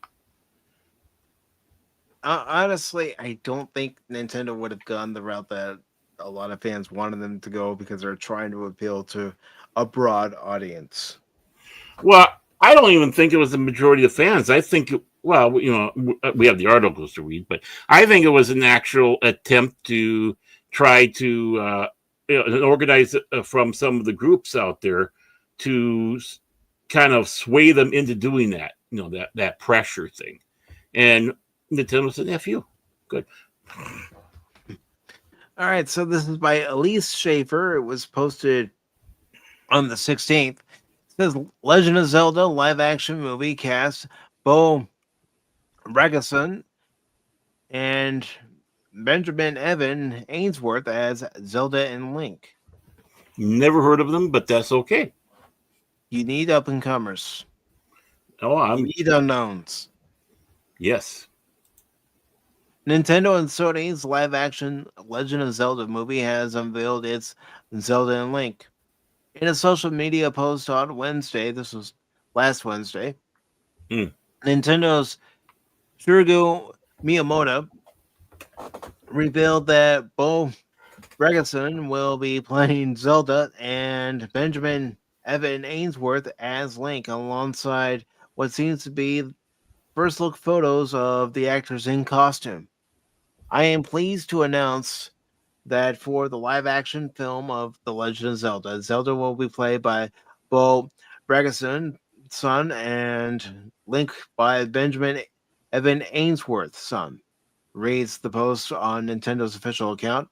I am very much looking forward to seeing both of them on the big screen. And that's the post from Nintendo. And of course, this is the English translation. English actor Regason is known for her roles in the BBC One series Three Girls and The Jetty, as well as Disney Plus's Renegade Nell. Last year, she starred in Euros Lynn's vampire comedy film The Radleys. Ainsworth, who is also English, was the voice of Pinocchio in Robert Zemeckis' live-action Pinocchio. Oh, I heard that was bad. Yeah. I have heard nothing good about that. and played Miles in the Netflix series The Haunting of Bly Manor. He also stars in the Canadian comedy series Son of Critch and appeared in an episode of Netflix The Sandman. Okay. The Legend of Zelda is scheduled to debut in theaters on May 7th, 2027. Last month, the film was moved from its original March 2027 date for production reasons, Miyamoto said at the time. The live action adaptation of the beloved video game is being directed by The Maze Runner and Kingdom of the Planet of the Apes helmer Wes Ball. Miyamoto and Avi Arad are producing. After Nintendo's Super Mario Bros. Movie proved to be a massive hit for Universal Pictures and Illumination Entertainment, all eyes are on The Legend of Zelda to see if it can be the same sort of box office smash for Sony. All right, so that's it. Short and sweet and to the point. Yeah, I mean, That's how it should be. It shouldn't have any filler. It shouldn't have any word salad. Odd for variety. Usually they like to throw in something that has nothing to do with the article. Well, I'm surprised they didn't throw that stuff in there about them not going with the trans person they wanted to have play a part. I mean, usually they start going to the little tirades, kind of like we do ours. But yeah, I mean, Nintendo did the right thing. They didn't listen to. Obviously, they knew it was some sort of organized thing from, you know, little groups. Again, the loud voices, because the real fans didn't want it, and they knew that. No, and Nintendo's going to protect their brands and their IPs. Just as Mario's popular with Nintendo fans as is Zelda. And no offense or anything, but the person they were clamoring for looked like a dude pretending to be a woman. He was like, dude looks like a lady. I'm sorry, but yeah, it's like, yeah, I could spot that across the room. It's like, no, we don't want that. And besides, I'm glad Nintendo slapped it down. I mean, like you said, I'm sure it wasn't even in the consideration. But I'm sure they were doing their eye rollings and probably snickering to themselves, going, yeah, wait until we let them know who's going to be the one playing it. Boy, aren't they going to be pissed. They didn't go to Colbert level of insanity. No, but why had a little burst.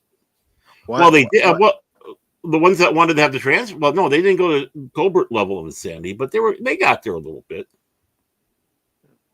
I mean, I saw the picture of the person that they wanted to be cast as Zelda, and I said, no. Again, you're appealing to families. You're appealing to longtime fans of the franchise. I don't care how, quote unquote, closely this person resembles the character. No. Absolutely not. Resembles the character other than the fact the 5 o'clock shadow and Peen standing up. Yeah. And I do want to say hello to Phil McCracken, who has an interesting choice of emojis he's using.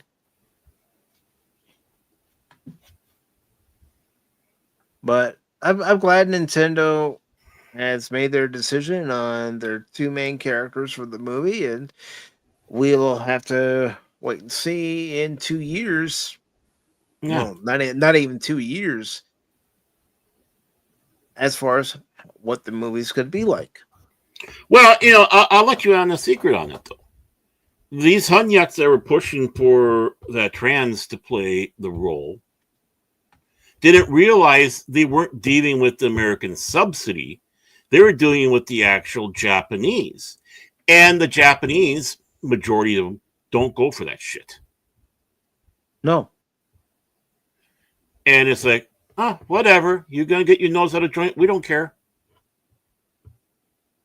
Go ahead, get your nose out of joint. It's not going to bother Nintendo. Right.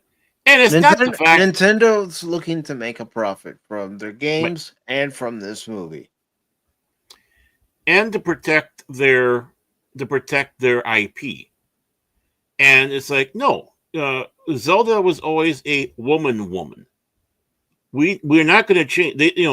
They're very hesitant to change lore massively, and that would be a major change on that. So, it's like you're not dealing with America no more. Japan doesn't give a frig. In fact, they're getting more and more of a pissy attitude towards Americans as it is every day because of people like them. Well, they're also having an attitude toward influencers who go over there and disrespect the culture. Yeah, and of course, the ugly Americans. And you do have them. Yep. It's why if I ever went to Japan, I would do everything in my power to respect the land that I'm in and the culture that I'm on. Yeah. Well, that's what I'd want to be there for. It's like, hey, I want to see the crazy stuff. I want to see the traditional stuff, but I want Japan. Yeah. When I walk into a place and I have to remove my shoes, I'm not going to pitch a fit about it. It's their way. Right. As long as they don't mind my ugly feet. And yeah, I mean, when I do go to another country, and I'm even including Canada because it is a different country and they do things slightly different. I do like going to one of our American fast food joints at least once, just to see what they do different because of my curiosity. What's McDonald's like in Norway, even in Canada, there's some different stuff that happen there. And other than that, I want immersion. I realize, between us and Canada, much of the stuff is the same. But, when you go to Norway, things are slightly different. Are other places, and it'd be the same way with Japan. It's like, well, what does a Burger King, because they got Burger King and they got McDonald's over there. Yeah, I've watched travel vlogs, food vlogs that go over to Japan, and the different burgers that you can get in Japan and at Burger King or McDonald's that they don't sell here. Right. And sometimes you wonder why, and other times like that you go, yeah, I can see why. Yeah. The McSushi. I like to have the McSushi, please. I got nothing against sushi, brother. That's for sure. So if there was such a thing as a McSushi, I'd go for it. I've tried sushi. It didn't appeal to me. I tried it. Hey, at least you tried it. Yeah, that's what I counts. try to try stuff. Yeah, I try to try stuff. I mean, I've eaten haggis. I kind of like it. It's very rich. But, I've had haggis and a bunch of other things. I have a hard time eating other things. I would never eat brains. Besides the fact that it's disgusting, but that's where you can get a lot of diseases from eating. That's just not a thing you should eat. Not in any way. You don't want Mad Baron disease going around. But yeah, I mean, I haven't had alligator yet, and I'm upset. I'd like to try alligator and rattlesnake. I've had ostrich burgers. They're not. I've had gator. A little jealous. I've had eel. Well, yeah. I've had octopus. Squid. I haven't had octopus, but I've had squid, calamari, and but no, I have never had octopus. Even though I did go to a Chinese place and they had the little itty bitty octopi you could have in their all-you-can-eat buffet, but I just couldn't. I couldn't do it. It's like I don't know that this time. Where's the General Tso chicken? I mean, one of the first things I had when I first came to where I'm at now is I had salted ham. I couldn't eat it. Too much salt. I don't like that much salt. Because it's a preservative. The preservative. Yeah, I know, but it was. I'm just saying for the audience. Yeah, there's a lot of people out there that don't know. Well, it's like lutefisk. The lye is trying to preserve it, and you wash the lye out of the fish as a cod, and then you go about and cooking it up. But you don't eat the lye with the fish. That'd be a killer thing to do. But like corned beef. Corned beef that's part of the the process of trying to keep something preserved, naturally. But it became and see, I like corned beef. Yeah, I've always liked corned beef, but when I tried the salted ham for the first time, I can remember because I had just moved here and was staying at a friend of my mom's for a while before the house was officially assigned over to us and everything. And I tried it, and my mom and her friend and my dad said, "Michael, what's wrong?" I said, "I can't eat this."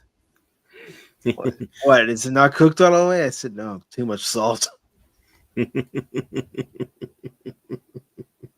And see, I know this is gonna make me sound like a hypocrite. I love salt on French fries and on potatoes in general. Yeah, but you just don't overdo it. Yeah, I have a certain amount I'll put on, and I stick with it. Yeah, I mean, for me, I get fish and chips. Chips being the fries, and my thing is the lay in with the malt vinegar and then put the salt. Oh, my mouth is watering right now. I mean, I'm not kidding. It really is. Okay. But yeah, I mean, put the malt vinegar over it, then the salt, and there you go. Traditional English. Yeah. I don't need any tartar sauce with this, folks. Thank you kindly. Now, I'm different from you. I like the malted vinegar and the tartar sauce, but I don't necessarily need to have them both when I'm having fish and chips. If I go to a place and all they have is tartar sauce, I'll use the tartar sauce. If they have the malted vinegar, I'll put on the malted vinegar. Oh, yeah. I mean, I don't mind tartar sauce, but again, like you said, if they don't have malt vinegar, of course, yeah, I like tartar sauce too. I mean, I make my own when I do fish, some fish here at home, cook up some fish or fish sticks or whatever. But yeah, I make my own tartar sauce up that the wife loves a lot. So yeah, I have no problem with tartar sauce, none at all. But but the malt vinegar will beat out, especially when you gain that good fish and chip experience.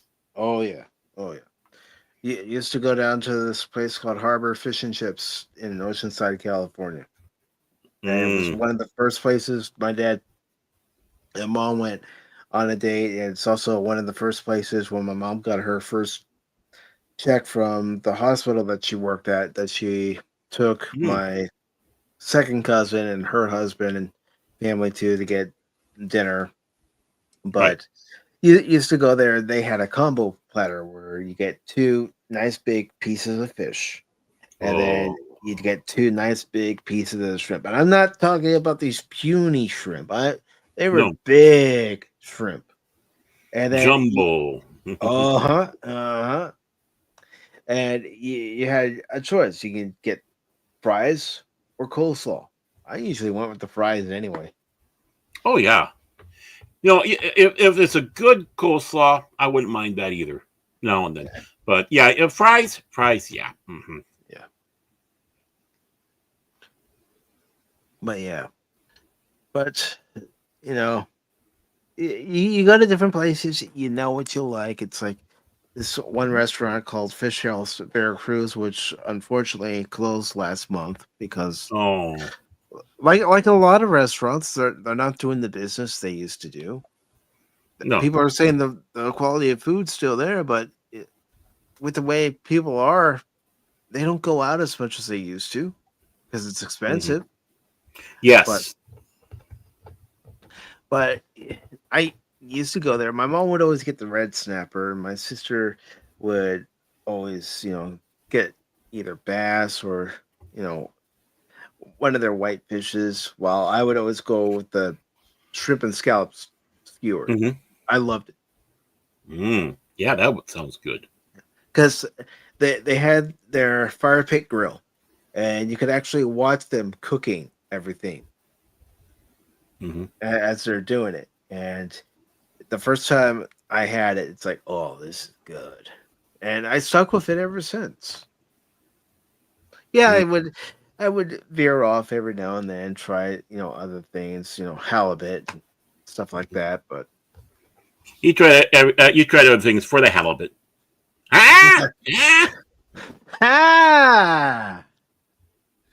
But Yeah, I mean that was my favorite thing to do, and they also had these cheesy mashed potatoes, which I absolutely loved. Yeah, I know that's one of your favorites. You talk about cheesy, yeah, potatoes like that. Well, I mean, I love potatoes in general. I mean, Oh yeah, my dad called me the potato monster. I love a good spud now and then. I tell you, and now my mouth is watering again. Damn it. I'm sorry. Well, I was part of this, so it's not all your fault. It's like it was, but my first birthday since my mom had passed away, and this was, of course, back in 2021. So Mhm. my sister did a nice thing. She made me a steak dinner Ooh. with some mashed potatoes, and she tried to do it exactly how my mom did. And she said, "Well, how are the mashed potatoes?" I said, "Thank you," because they taste exactly like mom's. There she goes. She got it. She got it. Mm-hmm.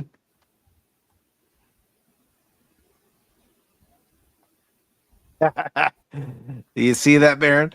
Yeah, I see that Tree Rock is not. So then it shouldn't bother him so much because Nah. he's eating, but He's like he's there at a restaurant getting ready to eat yeah. while we're talking food. Yeah, but now he's kind of waving down the service. Hey, can I see the menu again? There's some other stuff I'd like to order, please. Yeah, we've got two other guys at our table. They might be hungry. Two other guys. I don't see two other guys. Yeah.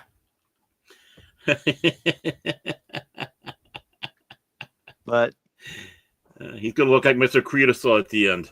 It's yeah. only a lot of thin mint. Yeah, I mean, going to certain restaurants and they give you the mint after they bring your check, of course. And I haven't seen that in ages. No. no, I know. At least I have not seen I a don't. post I don't see it anymore in restaurants I go to, and coof. yeah. But we do have one of our two final stories coming up. So Boo hiss. yeah, and I know, folks. Well, why are you ending the show with two sad stories? Because these two gentlemen made an impact on entertainment, on music, pop culture in general, and as is the case with any article on this show, we are going to talk about it because these two gentlemen deserve to be talked about. Yeah.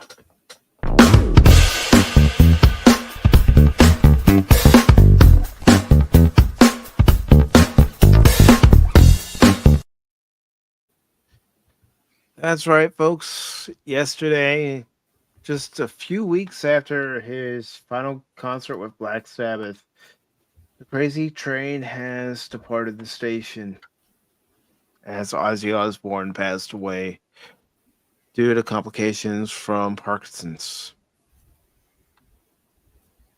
And I mean, you could see it in the video from that final concert that Yeah. he wasn't doing well, but he was determined to make it to his last concert. Mm-hmm. So I was listening to a video this morning, and it was him saying he cut off all his medication because he wanted to be able to sing properly for the audience. Mm-hmm. He has, and a sign when somebody knows that their time is short. And I remember it was Christmas of 2020, and my mom thanking my sister and I for a wonderful Christmas, and she had her heart attack back in July of that year, and this was almost 6 months later. And she said, "Thank you for a wonderful Christmas, but I feel like this is going to be my last." And even conversations that we had after Christmas and before she passed away, she was essentially preparing herself to make the next step, make the next journey. Because I can remember one time we were talking, and I said to her, I said, I want to take you back to New Mexico like I promised you. Because she absolutely loved New Mexico. Mm-hmm. And she said, I'm afraid I won't make it. And she looked at me and she said, Michael, I'm dying. And that tore my heart. And I knew that, even after she got out of the hospital and you know everything that she went through rehab and everything. That's her time on the planet wouldn't be very long, but I didn't know how long, and that's why I tried to cherish every moment I had with her and tried to do everything that needed to be done. If she asked me to get something, of course I wouldn't hesitate. It's like help her out as much as I could. Myself and my sister, both of us. But when you see the video of Ozzy saying, you know, "I'm coming home," I don't know the official title of the song, but when he's singing that song, and you have to wonder, and you have to you know somewhat believe, at least I do, that he knew his time was short, and to end the concert with that particular song was his way of telling the audience, telling us, this is my farewell. Well, yeah, especially when he was leading up to that song. He's going to be saying, here's the last song of the evening. It's going to be the last song ever. Mm-hmm. So, Ozzy Osbourne, Black Sabbath singer and heavy metal pioneer, passed away yesterday at 76.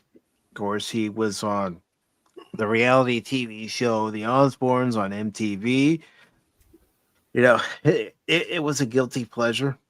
Sharon! Sharon! How do you turn off this? How do you turn off this bloody thing? Oh, and I still bear in this, and I'll give you all the link to it. I'm not gonna show it and then have to keep pausing it over and over again on YouTube just to avoid a copyright claim or even a copyright strike. But he even saying "Take Me Out to the Ball Game" back in 2002 when the Dodgers and Cubs were playing at Wrigley Field, and I watched that game and I'm just laughing, and I'm at my mom's house, just laughing my ass off, and my mom's all, "What's so funny?" I said, "Turn on WGN." She's all, "Why?" "Just turn it on. Ozzy's singing 'Take Me Out to the Ball Game.' It's the worst rendition I've ever heard."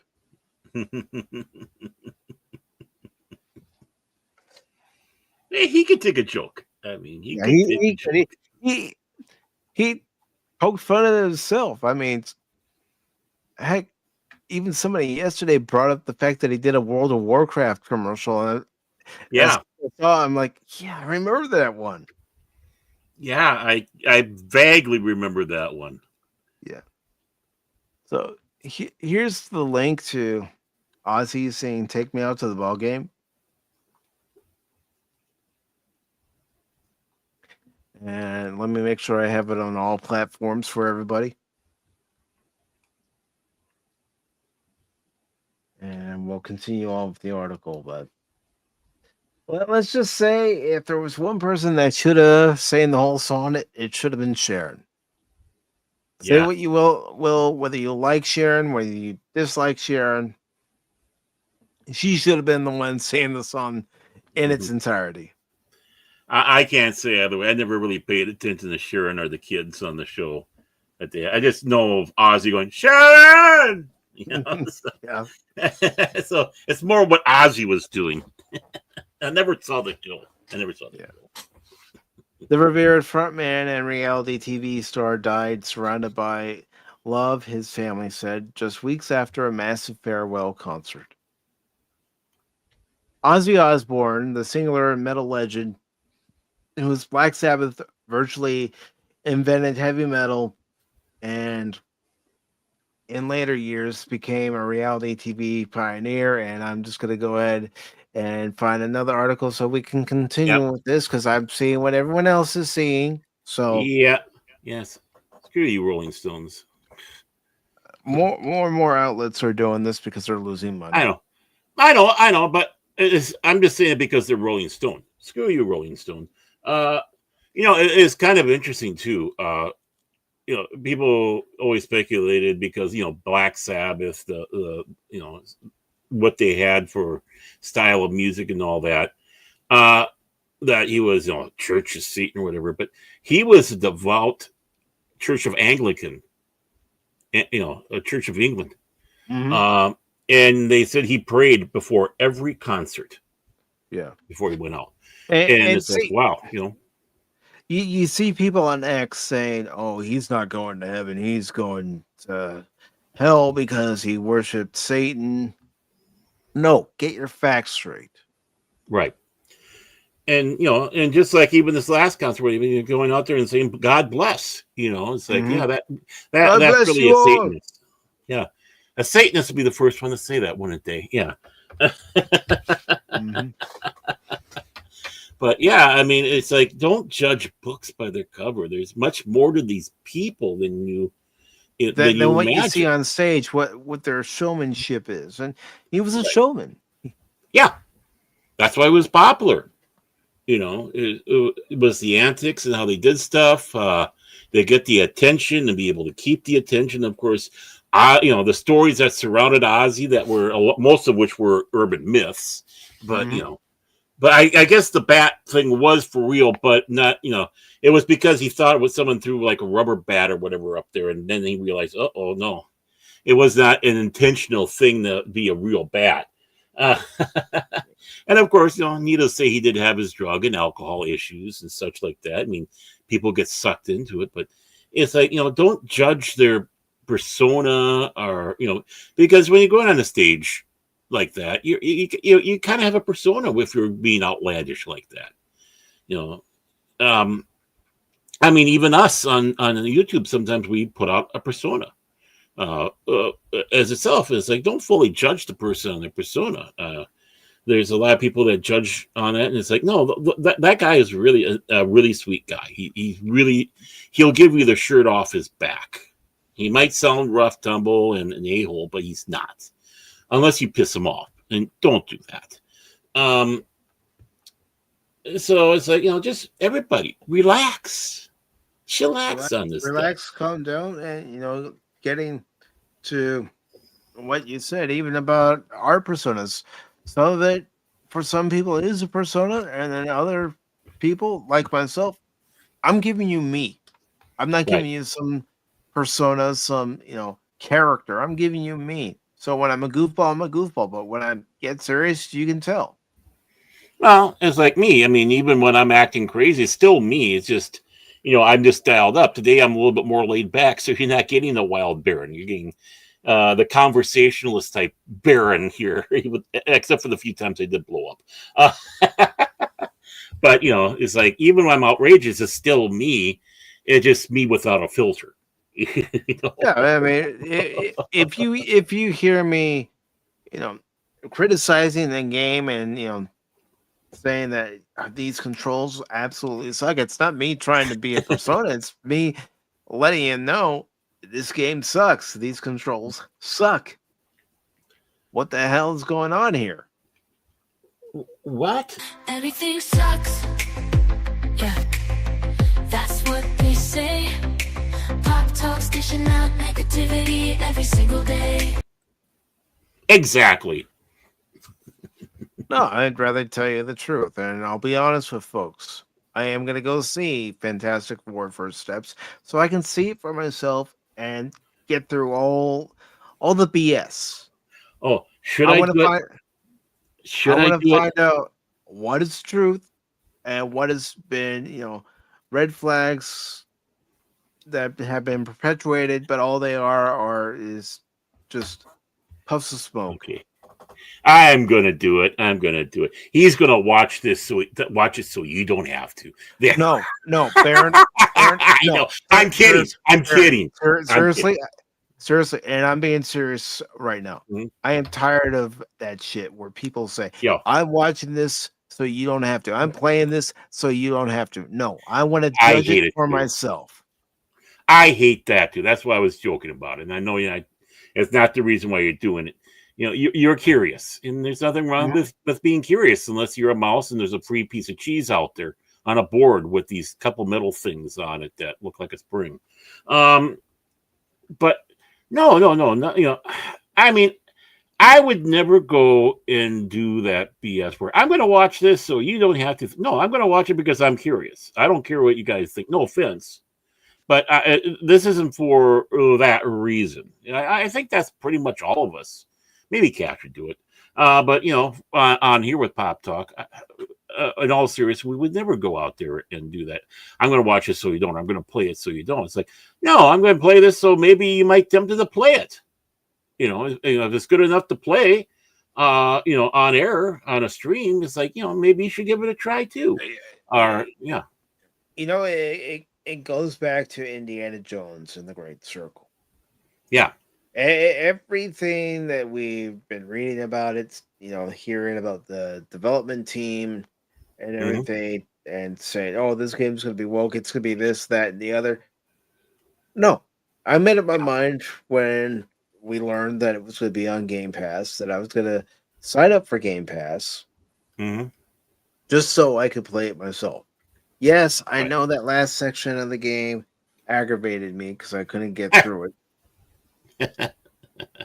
It took me way too long to get through it, but I wanted to play it for myself so I can say, okay, this is how the game is, and I didn't see anything that was wrong. I didn't see Gina being this girl boss. I saw her as being, one of these characters that, like Marion, knew what she wanted to do. Was there a hint at a same-sex relationship? Yes. With one of Gina's friends and Gina's sister. There was a hint to that, but the story overall was good. The gameplay overall was good.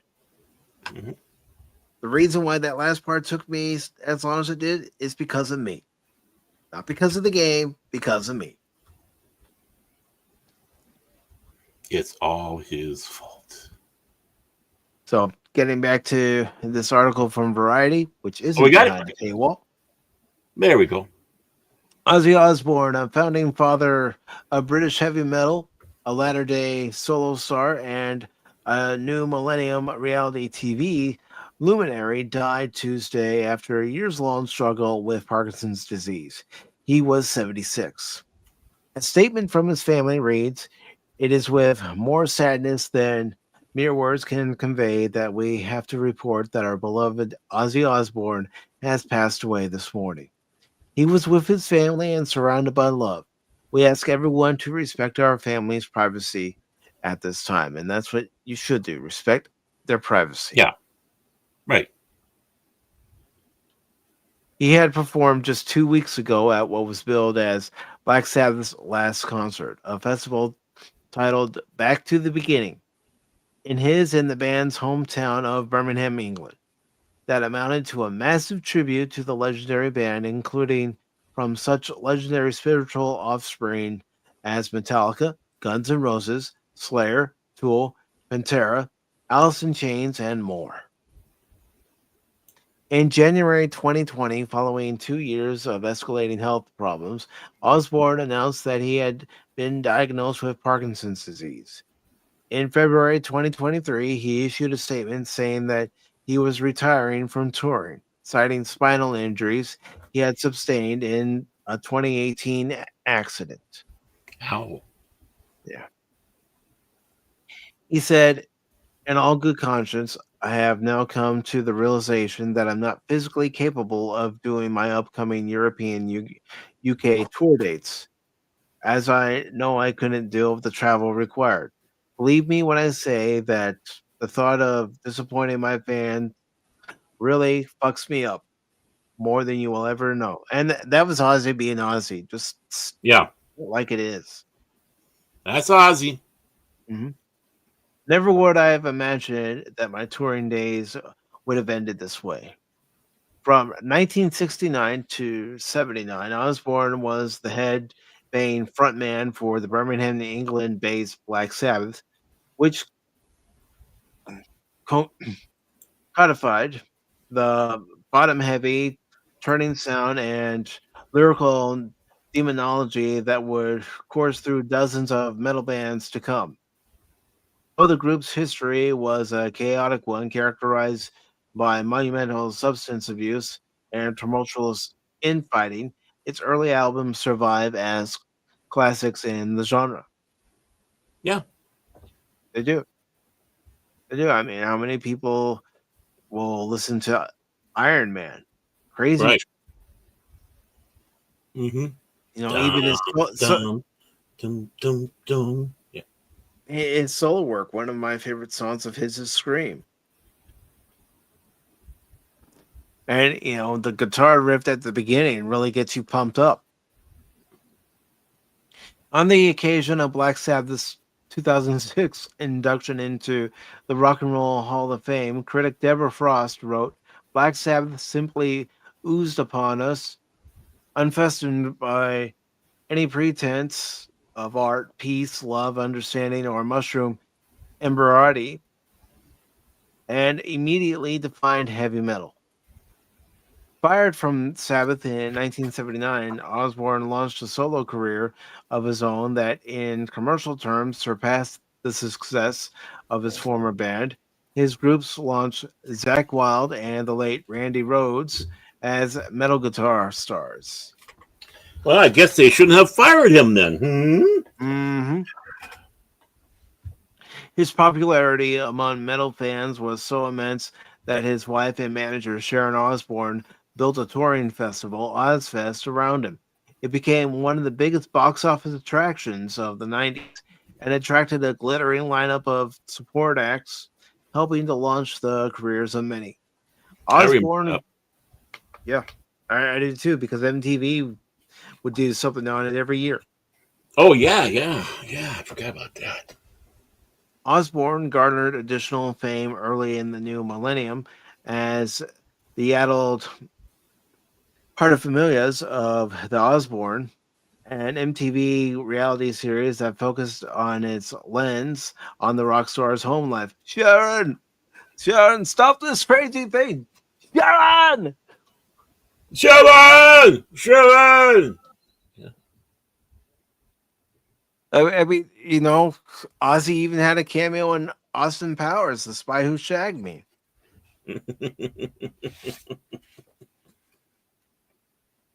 I mean, so did Sharon, Jack, and Kelly, but it's because of the popularity of that show. Yeah. New York Times TV critic Karen James wrote of the show's second season bow in 2002. The Osbournes remain a wacky, harmlessly outrageous variation on every family as full of warmth as they are of weirdness. Ozzy, the trembling goth looking dad, Sharon, the expletive spouting mom, daughter Kelly, and the pudgy would be a singer, and son Jack, the unformed, belligerent adolescent. I Yeah. mean, The one those daughter. two had a mouth on them. Oh, I think they all had a mouth on them. And the one daughter did not want to have anything to do with the show. Mm-hmm. Plagued by lifelong battles with drug addiction and alcohol, and sometimes blatantly out of it on stage, the unpredictable Osbourne was a magnet for trouble and a lightning rod for controversy. His late tenure with Black Sabbath was marked by a concert no-show that turned into a riot. Jeez. Most infamously, he stunned CBS record execs at a 1981 meeting held at the company's LA headquarters to promote his debut solo album by drunkenly biting off the head of a live dove. A similar episode involving a live bat transpired at a 1982 show in Des Moines, Iowa, necessitating a rabies shot. Mm-hmm. Seemingly intent on living his musical fantasies of violence and horror off stage, he had an especially tumultuous relationship with his second wife, Sharon. They began a tabloid staple of their own off violent domestic quarrels. After one altercation in 1989, Osbourne was arrested for attempted murder, but the couple would always reconcile. It's like Andy Capp. And it's good to see Tim here, who says, "Rest in peace, Tim. Ozzy." Mm-hmm. And he also says, "Who had Keith Richards outliving Ozzy on their bingo card? Not me." I have Keith Richard outliving everybody on my card. He's like George Burns of the rock and roll world. Mm-hmm. He was born John Michael Osbourne in Birmingham on December 3rd, 1948. One of 6 children in a working class family, he performed in secondary school operettas and was later an early fan of the Beatles. After dropping out of school at 15, he was a manual laborer and turned briefly to petty crime, drawing a 6-week jail sentence for burglary. At age 19, he partnered with bassist Terrence Geezer Butler as the vocalist in an unsuccessful local band. They were soon joined by 2 former members of Mythology, guitarist Tom Imami and drummer Bill Ward. Originally known as Earth, the quartet was forced to change its handle after they learned of a like-named group. The musicians selected Black Sabbath after director Mario Bava's 1963 horror anthology. Mm-hmm. And it's good to see Jason Fox at 540 Studios here. I hope you're feeling better, Chase. Mm-hmm. Me too. And Tim says I've got an Andy Capp reference and George Burns one too, Baron. Signed to Philips Records in the UK and subsequently to Warner Brothers Records in the US, Black Sabbath issued its debut album in 1970, fittingly on Friday the 13th. Though the murky, morbid LP was widely reviled by the press, it became a top 10 hit in Britain and climbed to number 23 in the US. A swiftly recorded and released follow-up, Paranoid, put the band firmly on the map on both sides of the Atlantic. Topping the English charts and reaching number 12 stateside, it contains several heavy riffing numbers with lyrics penned by Butler, yelled convincingly by Osbourne, which helped define the metal sound. War Pigs, Paranoid, Hand of Doom, and what ultimately became the group's best-known signature, Iron Man. I am Iron Man. Dun, dun, Dun, dun, dun, dun, dun, dun, dun, dun, dun, dun, dun, dun, dun.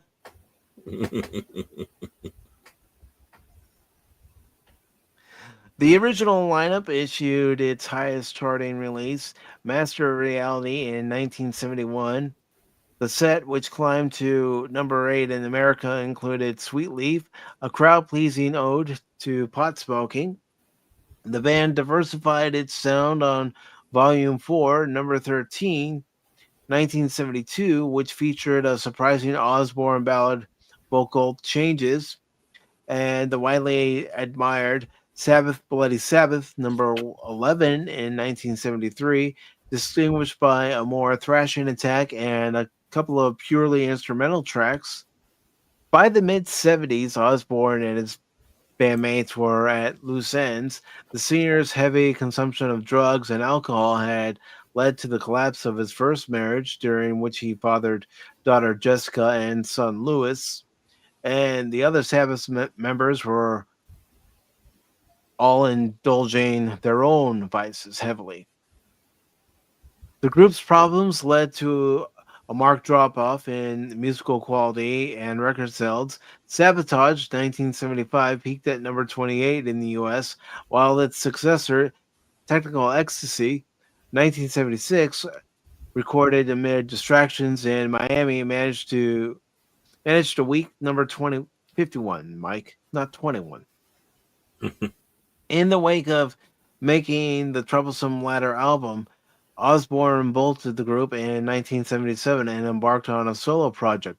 Blizzard of Oz was replaced by singer Dave Walker of Savoy Brown. However, he swiftly changed his mind and returned to the Sabbath fold for a dismissal collection, ironically titled Never Say Die.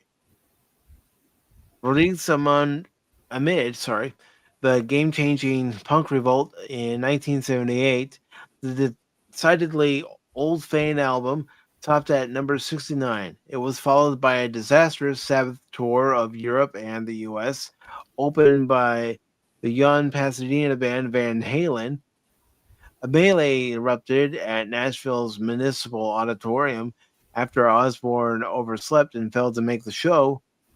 Enraged by Osbourne's disinterest and lack of discipline, the other members of Black Sabbath fired their vocalist in early 1979, replacing him with Ronnie James Dio.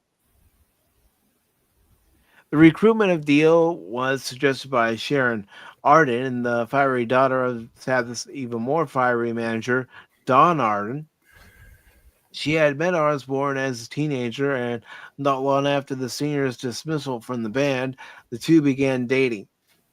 She was instrumental in assembling Osbourne's solo band and soon took over as his personal manager.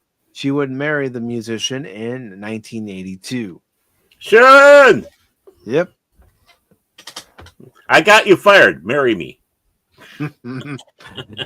His epic record solo bow, Blizzard of Oz, 1980, restored Osbourne's commercial fortunes and introduced the dynamic lead guitarist Randy Rhoads. The album peaked at number 21 domestically and ultimately went to quadruple platinum and contained one of Osbourne's latter-day signatures, Crazy Train.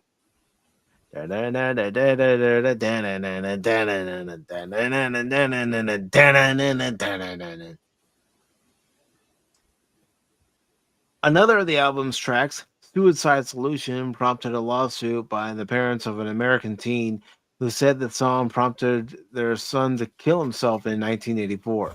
The case, which preceded a similar accusation later leveled against UK metal band Judas Priest, was ultimately dismissed.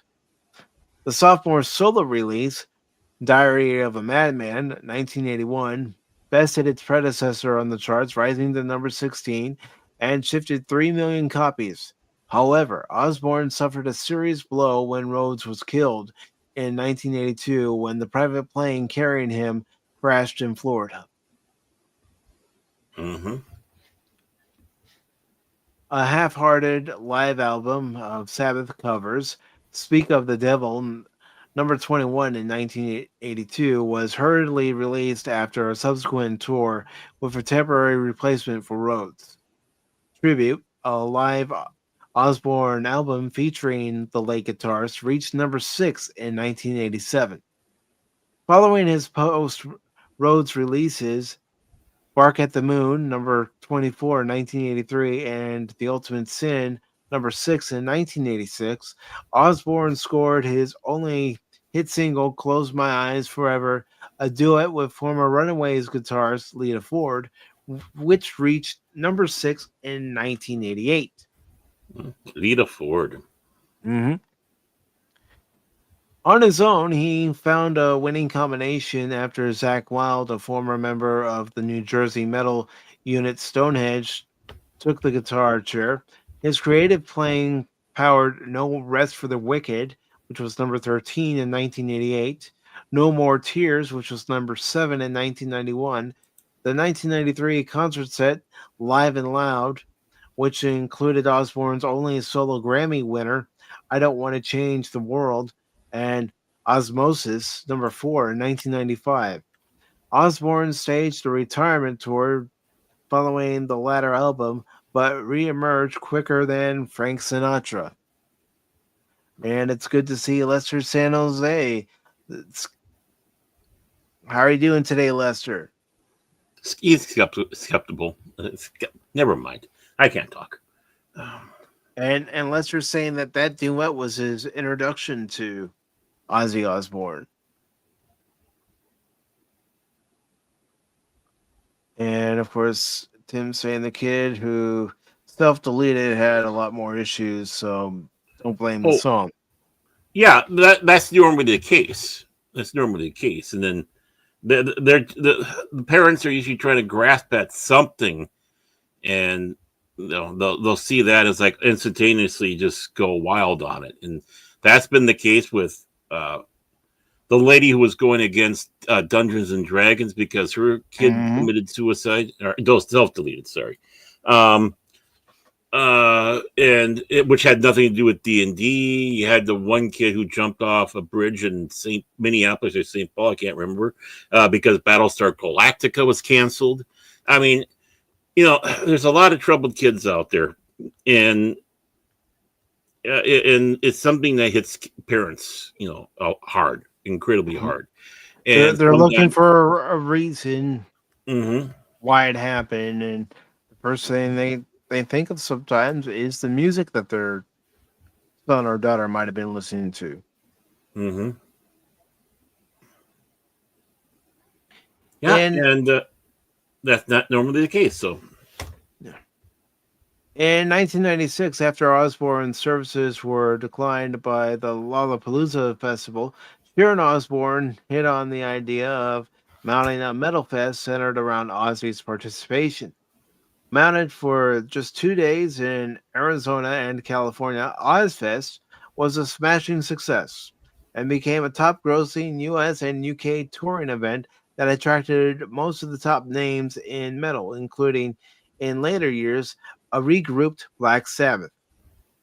Osbourne made a brief return to Sabbath fold in 1998 after a couple of one-off on-stage reunions for the live set Reunion.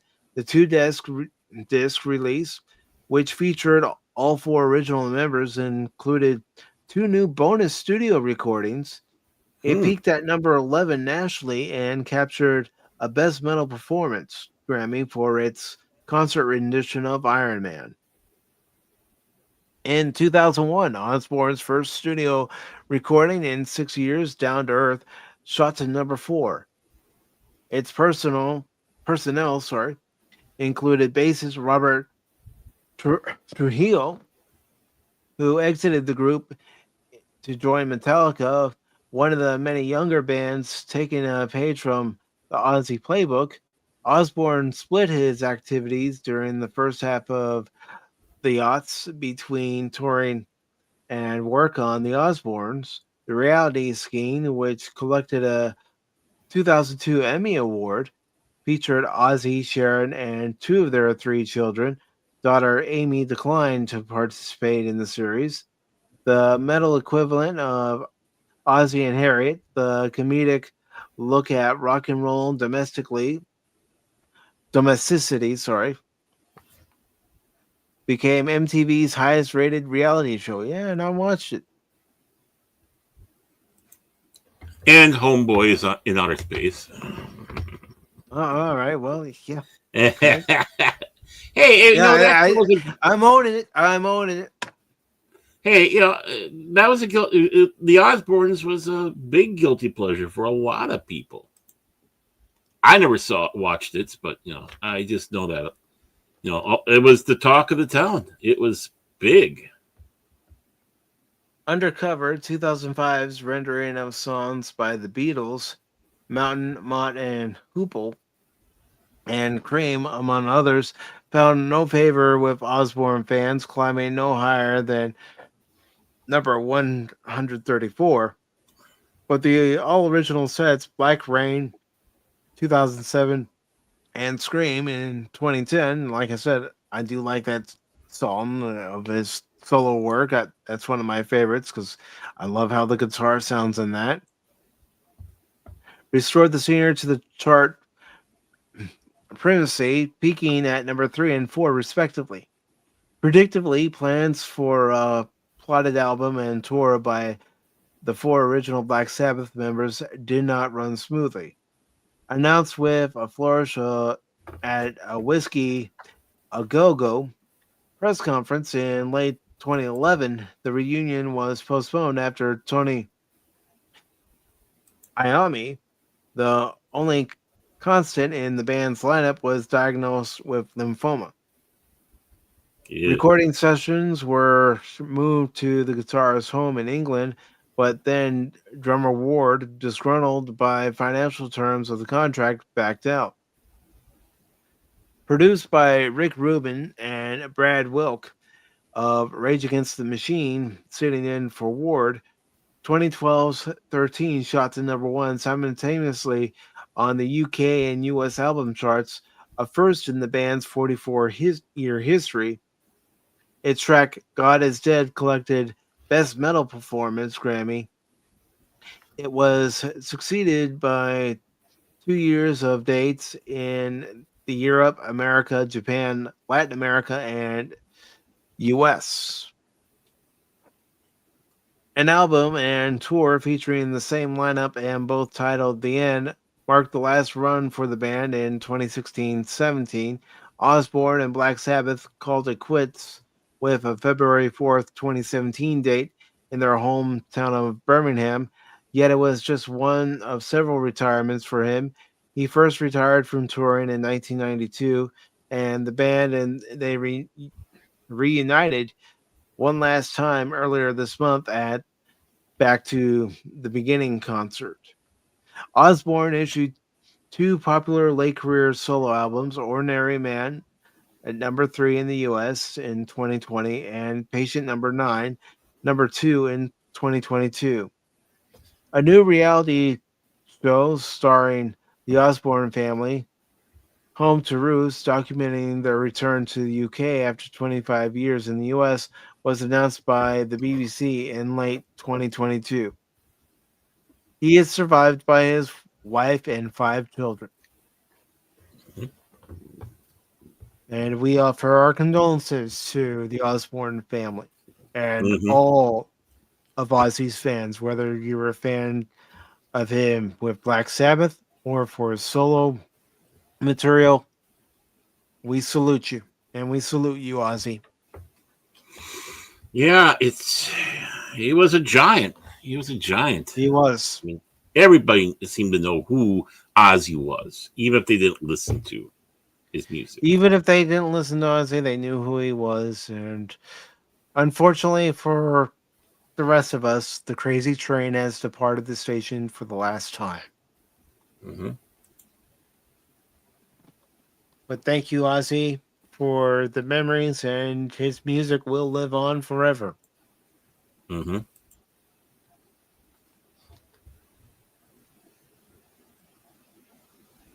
Yes, Tim. Yes, Tim. You just got an ad because the channel did reach the 4,000 watch hours. So the channel is now eligible for ad revenue on any and all videos and any and all live streams. Mm-hmm. Did you get the Viagra one? Was it the Viagra ad? I don't know. I don't know. I'm asking him. I did make a selection of what ads I don't want to have pop up. Mm-hmm. And that's more the adult ads that some other YouTube channels show. I want to keep it as family friendly as possible, even though I know we don't hold back all the time, but no, I want to have it be appropriate articles. So one of the ads that I saw pop up because I just wanted to check it out for myself, just to see what would happen, is there's the trailer for the new Predator Badlands movie. I still don't know. I still don't know if I will want to see that movie or not. There's just things about it. It's like I don't know. I just don't have a good feeling about it. Yeah, I would be hoping that they would have walk-in shower ads, just for us to have, and medical supplies for for the more older set, like the diapers or colostomy bags, stuff like that. Yeah.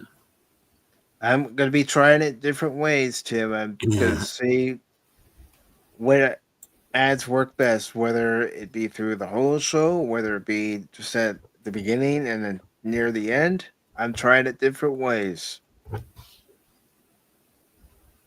So just hang in.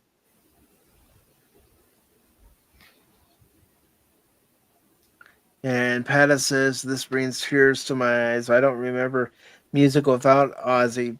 Being born in 76, to young adults, rock was king and Ozzy was its prince. I was lucky to see Ozfest in its heyday. Never forgotten.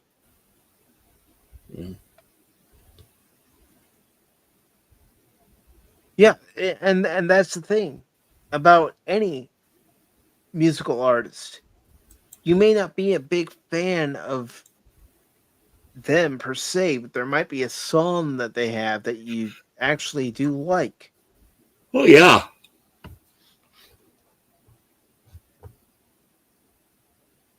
I mean, I'm not gonna sit here and tell you guys, oh yeah, I was this massive fan of Black Sabbath and Ozzy, because I wasn't. Yeah, there are a few songs I liked, Crazy Train being one of them, but I can't sit here and tell you, oh yeah, I'm this massive fan for Ozzy. But I've heard his music. Anywhere you go, you've heard his music somewhere, someplace, even if it was from a passing car, and somebody had, his music blasting. Yeah, I'm ready to hear that to some of the other stuff I hear blasting out of the cars. But everybody knew who Ozzy was.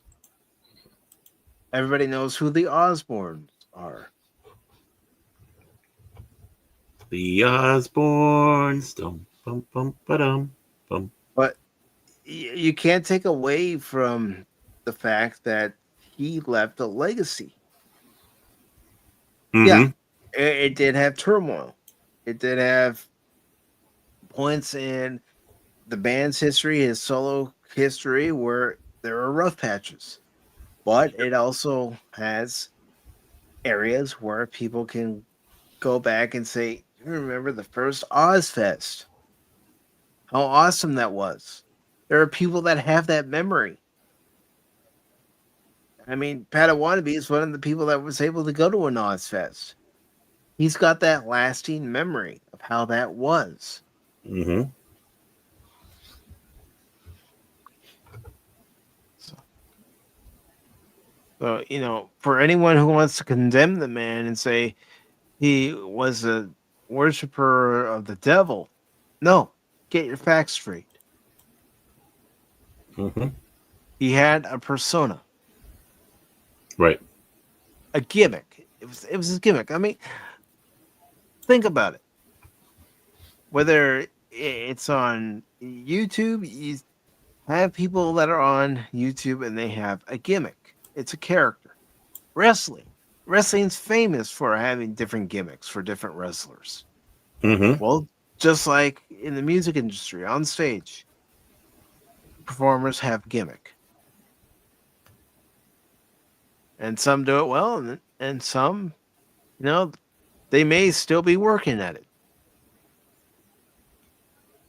But again, Ozzy, thank you for all the memories that you brought to everybody who enjoyed your music and enjoyed meeting you and seeing you. Mm-hmm. May he rest in peace, and I wish him Godspeed. And of course, that also brings us to our other story. Yeah. And I think this one hits just as hard. Different parts of the entertainment industry, but it hits just as hard. So I'm going to go ahead and bring that up.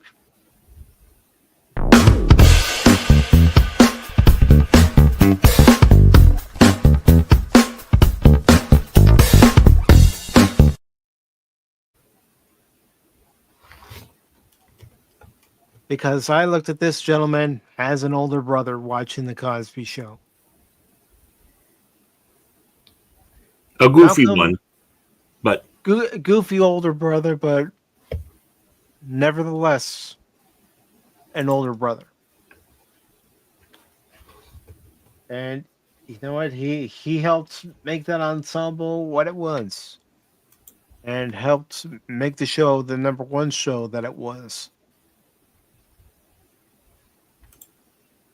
And I think any of us who grew up watching the Cosby Show back in the 80s, you know, we're feeling it, you know.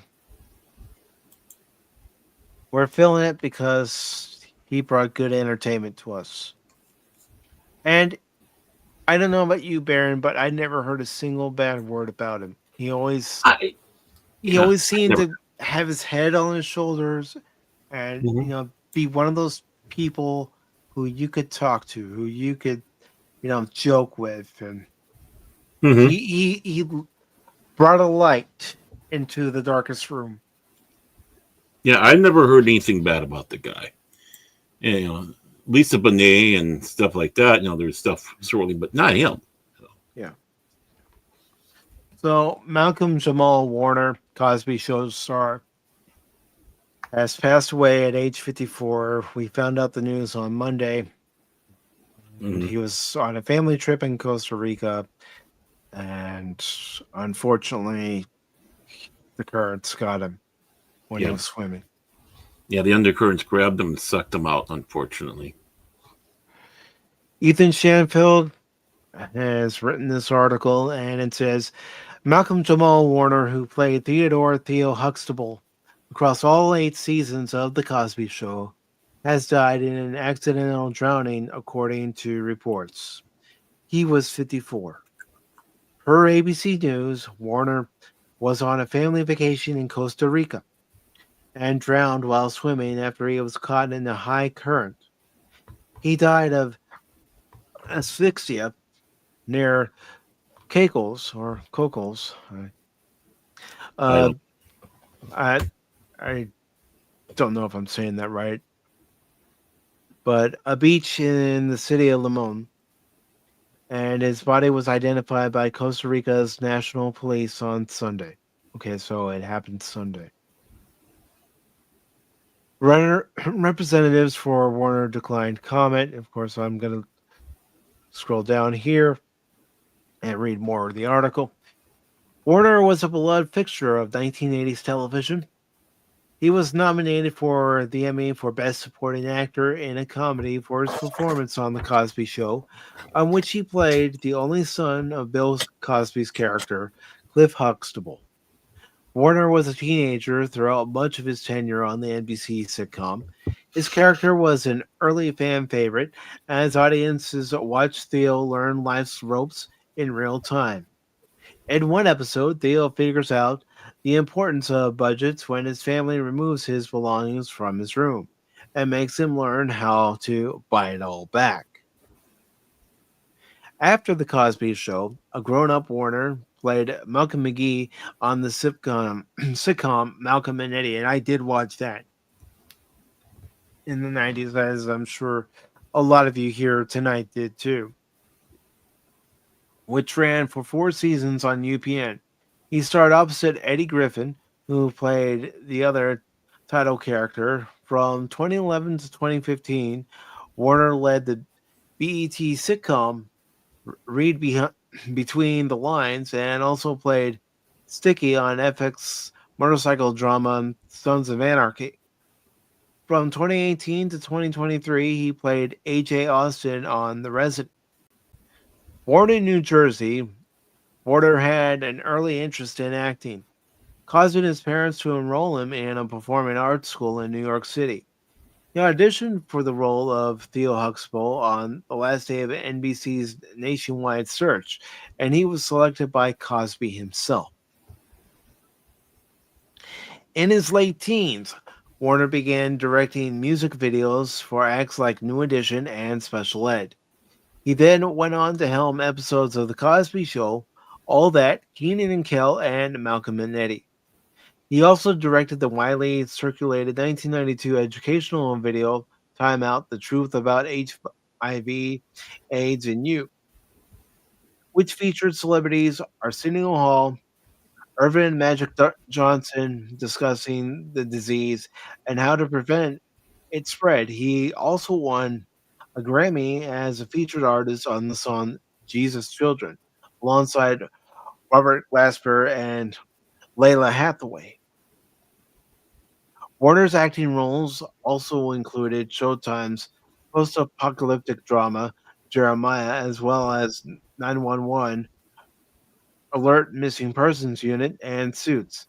He also played Al Callings on the limited series The People vs. O.J. Simpson, American Crime Story. And from what I was able to find out, he was actually wanting to play A.J. Callings in that. And had guest spots on The Fresh Prince of Bel-Air, Grown-ish, and Community. He also lent his voice to the producer character on PBS Kids, The Magic School Bus, which he also executive produced. And also one of his voice roles was in the first live-action Transformers movie as Jazz.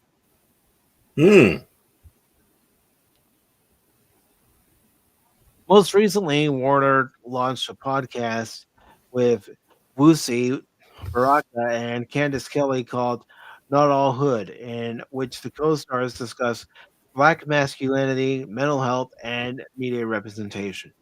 Warner is survived by his wife and daughter. And my heart aches for his wife. My heart aches for his daughter because she'll be missing her father for the rest of her life. And they were on a vacation. I mean, how horrible it was on a vacation. It's just sad. And that's the thing about currents. It doesn't matter how good of a swimmer you are. It can happen at a snap of a finger. Man, only 54 years old.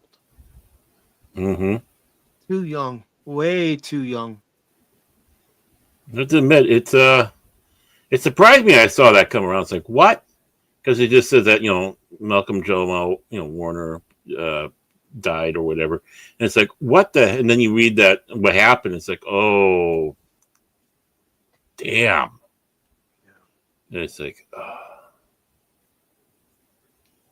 it's just not right. I found out from my sister. She saw Mike. I'm a what? Malcom-Jamal Warner died. I'm a what do you mean he died? It's that kind of thing, Perrin. I mean, yeah. You almost want to go Gary Coleman. What are you talking about? Because it's this was more surprising than Ozzy, because we know that Ozzy was in a decline. But here he was still healthy. 54. That's 54. I don't consider it that. Yeah, I'm not that old, and I'm older than that. That's not old at all. You're still a young man, as far as I'm concerned. So, it just, I mean, he has his own place in the world of pulp culture. And, I mean, he had success outside of the Cosby Show, but he'll always be Theo Huxtable. He did so well. As he said, he was the last person that audition that they hired on. And the big thing is they're trying to get someone who was over 6 foot tall, maybe like 6'2", to play the son, because in real life, the joke about Cosby's son being so tall. And, he just was trying to mirror form of, a portion of his real life in there with, having all these daughters and one kid, which was sometimes a part of his stand-up act, about how he's wanting to have a son, and it was always getting daughters. And of course, he lost his son. A couple, I can't remember if they were Ukrainian or Russian thugs robbed and unalived him. Uh, and Cosby went bonkers. He started sitting back saying because of racism. It's like, no, the only thing that these guys saw was green, as in money. You have a young man next to a Mercedes broken down on the side of the road, or on, I think it was an off ramp, and he probably was dressed pretty nice too. For I don't know how he was dressed, but still, you see a Mercedes, these hunyucks think money, and boom, and they're thugs. I mean, the ones that did that, it's like, settle down. I'm sure it was his wife that was poking that, because his wife is a piece of work, Cosby's wife. But he was, obviously not 6'2", being, I think was under 6 foot, but he was the last one that they looked at, that they had the addition. In fact, they didn't even really audition because of the height, what they were looking for height. And then when they weren't finding what they were finding, they, they changed the bout, and then he redid it, and he was the last one. Boom. Mm-hmm. Yeah, and when I heard about the news, I said, "Well, we're definitely talking about it on Wednesday. We need to talk about it on Wednesday." But I was also going through trying to find a good picture of him, and I didn't know at the time that I went with the Variety article that they had used the same picture I selected for the thumbnail, because I was just looking to see who had the headline when I did my search. And when I saw that picture, I thought, this gives everybody Malcom-Jamal Warner. He was that brightest light in the room. And you hear, different interviews, cast members, talking about their time on the Cosby Show, and just how fun it was to do the show with him, because he was that bright light. And now, unfortunately, it's been extinguished. You need positive people like Malcom-Jamal Warner in this world. Otherwise, it gets too dark and too ugly.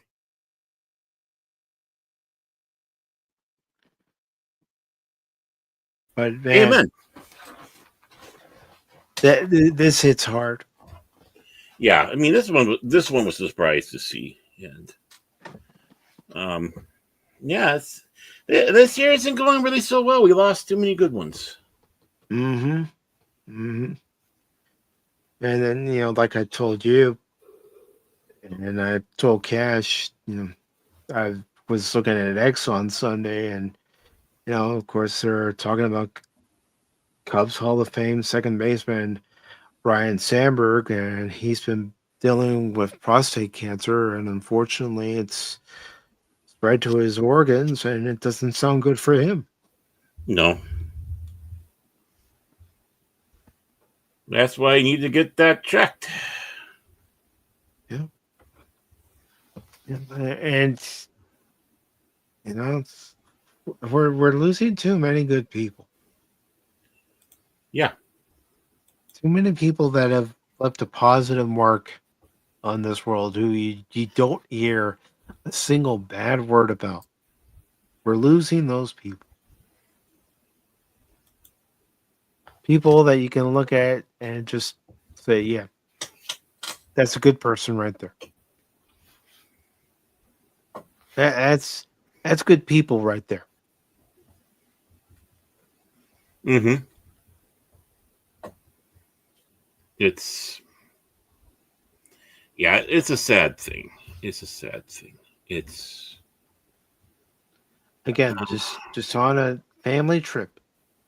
Yep. Out with the family, Costa Rica, you don't think about something like this when you go on vacation. No.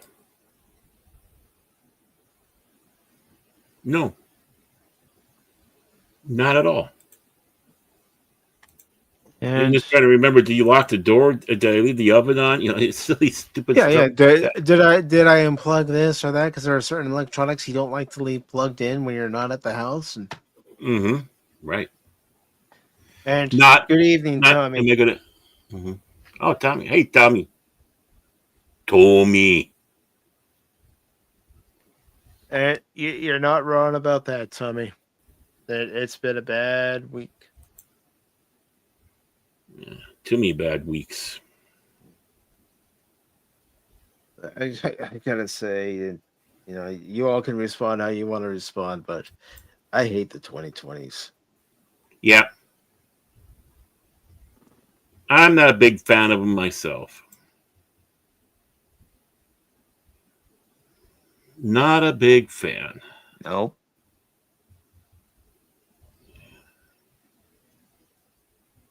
But thank you, You know, you Malcolm. sit. Yeah. Thank you. Thank you for the entertainment you gave to each and every one of us that are here today, and to his wife and daughter. Our sincere condolences to you both. I hope you are able to find strength and Mhm. that the right people are there for you. Definitely. You know, it's going to come to a time where we get into the 2030s and people ask, what do you think of the 2020s? And we'll just sit back and say, Hated it. yeah, basically. Yeah, we will. We will. And I know, really, Mike, you hate the 2020s. Yeah, yeah, I do. Yeah. Hasn't been a good decade so far, has it, folks? We're only halfway through it.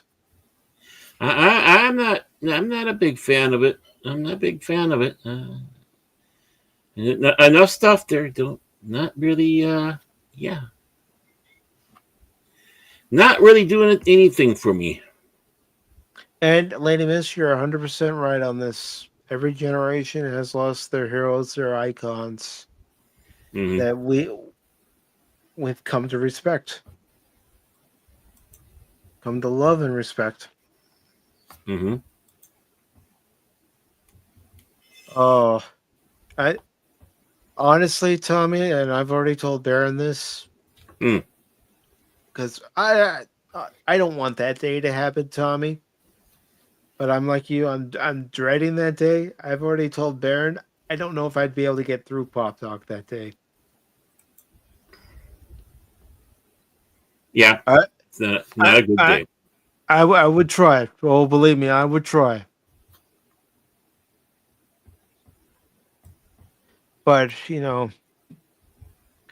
that's the thing. Whether they're on camera, behind the mic, actors and actresses that we're familiar with, that we've enjoyed hearing their work or seeing them on screen. You can't tell me you don't get attached to them when we do, when No, we're talking about them, when we're talking about someone like Malcolm-Jamal Warner, who, again, I won't stop saying it, he was that bright light. And you need people like that. Mhm.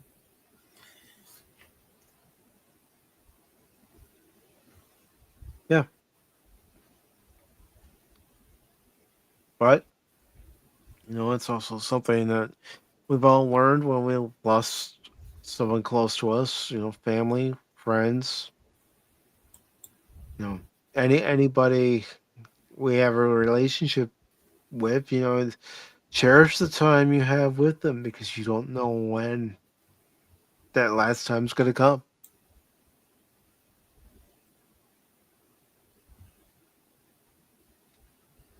You really don't.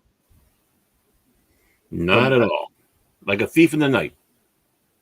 but to both Ozzy Osbourne and Malcolm-Jamal Warner, I sincerely hope they do find peace. And thank you to you both. And Padawannabe says, well, worse when it comes to all the stuff. Personally, my best decade is this last one. Yeah, the 2010s. I can't say it was so bad. Got to see my baseball team win the World Series for the first time in 108 years. This the last That time was they won. So for Mike. That was the only thing that was good about the 2010s. no. There are a few I other know. I'm kidding. things. There are a few other things that were good for the 2010s, but that was the cherry on top, Baron. I'm not going to lie and say it wasn't. You know, I saw a post the other day from Chris Doohan, and he was putting in there how it was his father's the anniversary was 20th Yeah, the 20th anniversary of Timmy passing. Doohan's passing.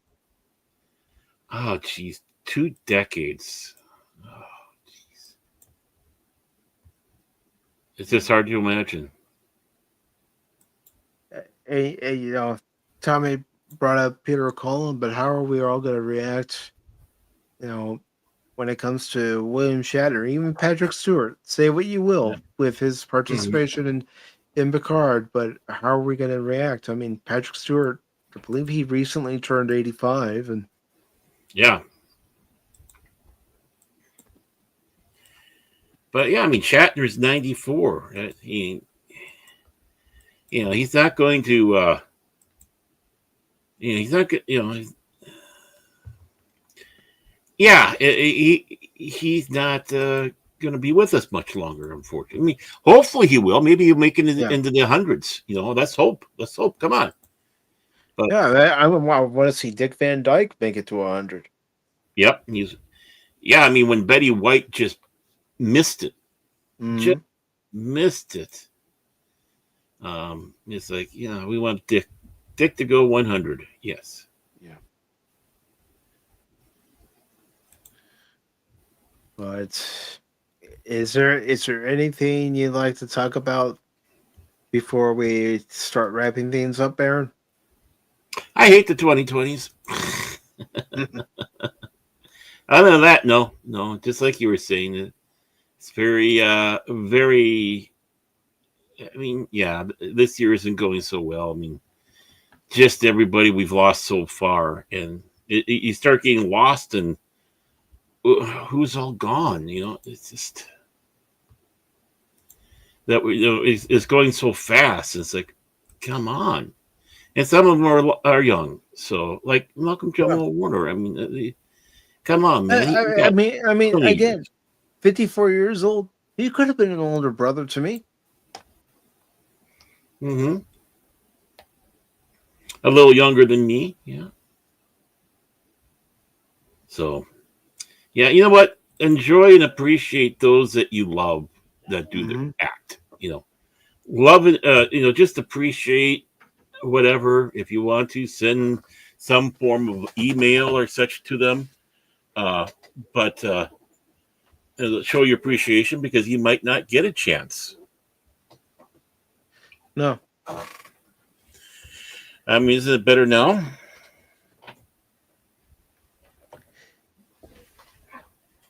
I mean, again, like I said earlier in the stream, so I'm grateful that I got to spend 6 more months with my mom when she got out of the hospital, helping her. And I'm grateful my sister got those 6 extra months. And of course, naturally, I would have loved to have more. I mean, I would have loved to see my dad turn 85 this year. I mean, 80. Why did I say 85? I don't know. Maybe wasn't it because you're Patrick Stewart? You know what it was? I was thinking about my mom, because she would have turned 75 this year. Oh, okay. And my dad would have turned 80, and for some reason, 85 came out. It happens to me all the time. Trust me.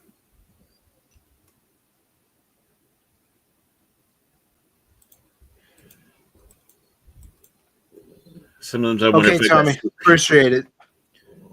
Tommy. Then I can, go on my end and see what I can do to try to stop it. Yeah.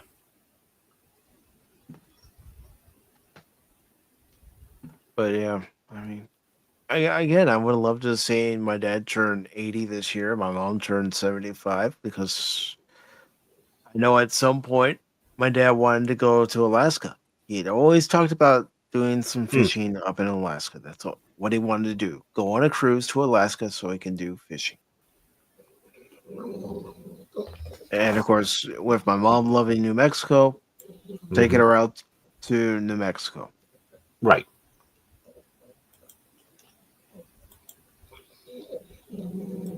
But I'll see them again one day.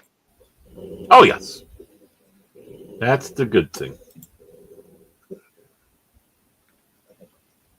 That is a good thing. And, you know, his Malcom-Jamal Warner's wife will see him again one day.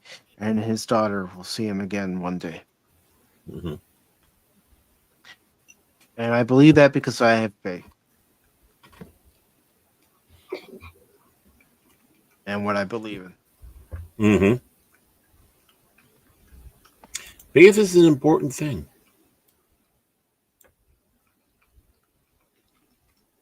But to everybody who joined us tonight, you know, hug your loved ones. You know, call up anyone you haven't spoken to in a while and just let them know what they mean to you. And Mm-hmm. And don't think this one is flippant, but hug your critters, your animals that you love. mm-hmm. Dogs, cats, ferrets. I mean, whatever it is you have. I mean, appreciate them. I try to do that every day. As I know they're all getting older. It's like, it's like, okay, come here, Dutchie. She does her Dutchie things because she's a pain in the butt dachshund, but she's my pain in the butt. Even my sister's cat will come into my room in the middle of the night when I'm sleeping, and I don't get mad at him. It's like, oh, hey, Bo, how you doing, buddy? Mm-hmm. Right. Usually, Honey sleeps underneath our bed. She likes her little honey spot down there. The two little ones, BB and Duchess, sleep in the bed with us. Making sure that the long suffering I are, they're doing that. What they, where you make sure that no canoodling, they're pup blocking or whatever you want to call it. They're just making sure that like chastity wall with that. But the cats normally don't come in because, well, there's a detente between them. But sometimes, there's still a little chasing and barking. Nothing, no harm or anything like that. It's just being annoying. But last night, little girl, for some reason, laying in bed, and little girl comes in and starts meowing, and I'm sitting back going, oh, great, that's going to get BB going. Because BB's the most anti-cat we have in this household. And usually the first, well, I mean, you got animals of Bochi. She's, a half Boston Terrier, half Chihuahua. And so, so you know what a Chihuahua can be like. Constantly yapping. Oh, she's the first to bark at any. Sometimes she'll be just laying there or something, all of a sudden jump up and start barking. And I'm convinced it's because she farted and startled herself. She'll be there laying, toot, bark, bark, bark, bark, bark. I'm absolutely convinced. Then sometimes, well, Honey's the one, but then again, she is our bigger dog. That bark, when she barks, it takes a little bit for her to bark. But Duchess and BB, dachshunds and bochies. But it's like, oh, great, little girl meowing in there. Last thing we're gonna need is to have BB start barking. Yeah, and it's like, oh, great, just what I need. But yeah, I mean, I loved it when before our dogs came along, the cats would come and sleep with us. Yeah. Yeah, I believe in sleeping with the critters. Not that way. Not that way, people. No. Get out of the freaking gutter. But to where the critters come in, you're sleeping in the middle of the night. They have their spot on your bed, and they'll curl up there, and they're there, even though they weren't there when you fell asleep. But you can sense their presence, and I mean, my cat, before she passed away the week of Thanksgiving back in 2021, she used to always curl up behind my back when I was turned on my side. Mm. But Tommy says here, my uncle, who was older, is still alive, yet both my father, his brother, and my mother are gone. Yeah, Mm. both my uncles are gone. Of course, you know that my father's gone. My mother is gone. She didn't have any siblings. She was an only child. Hmm. And I do have an aunt who's still alive. And actually, both aunts are still alive, but I don't hear from them. I've tried to get in contact with them. And nothing. Huh. But again, just cherish those who are around you and those who you care about and love. And, you know, Right. if you do have any beefs with anybody, try to bury the hatchet. Yeah, you never know when they're gonna go. Yeah.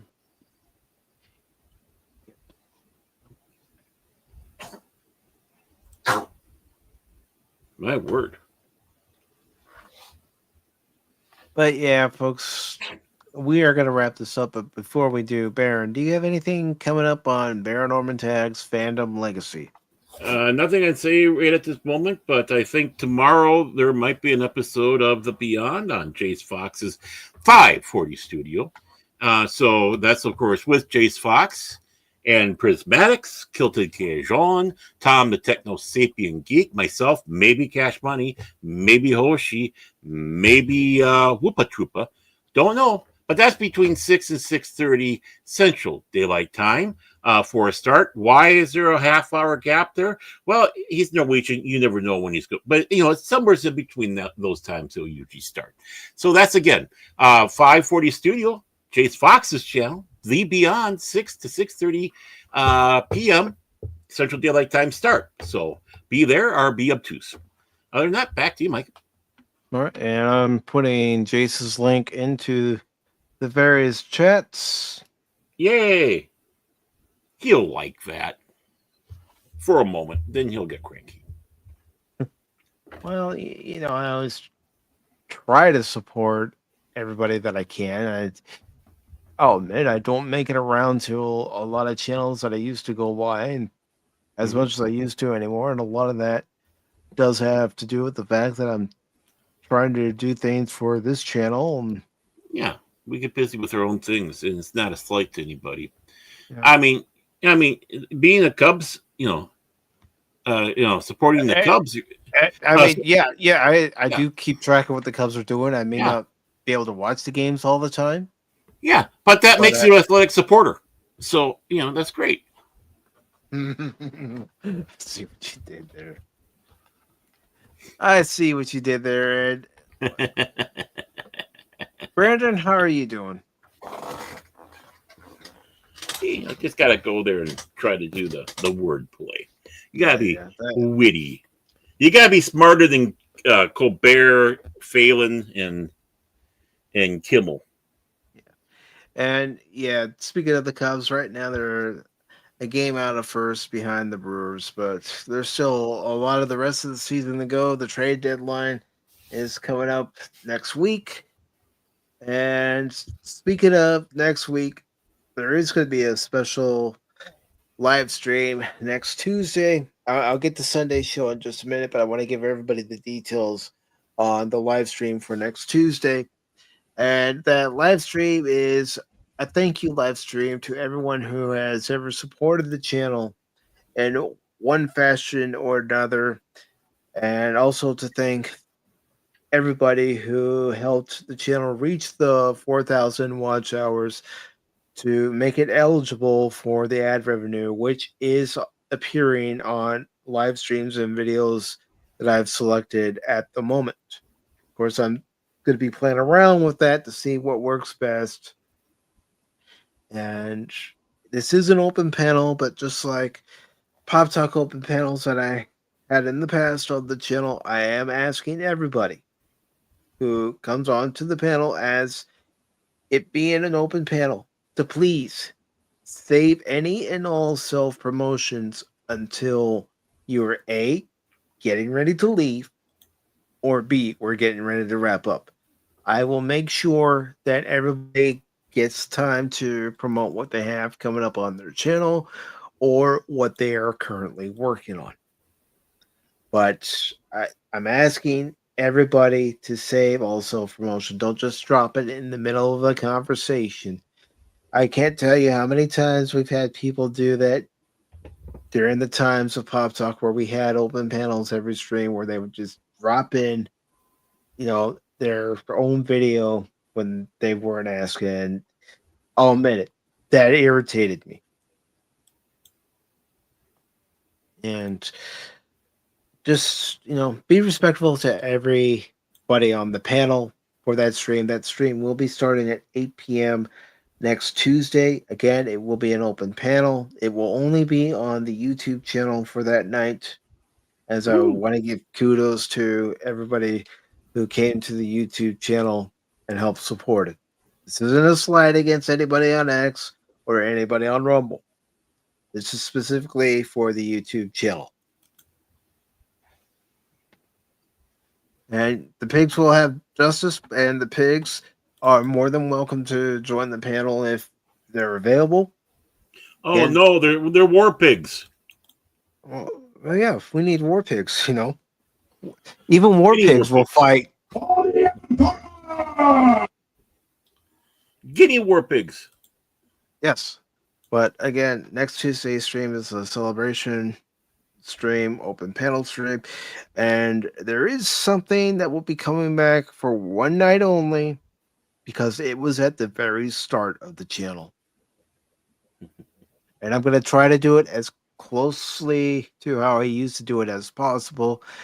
And the reason why I say as closely as possible is because I used to do this certain program using Streamlabs with all different overlays and such.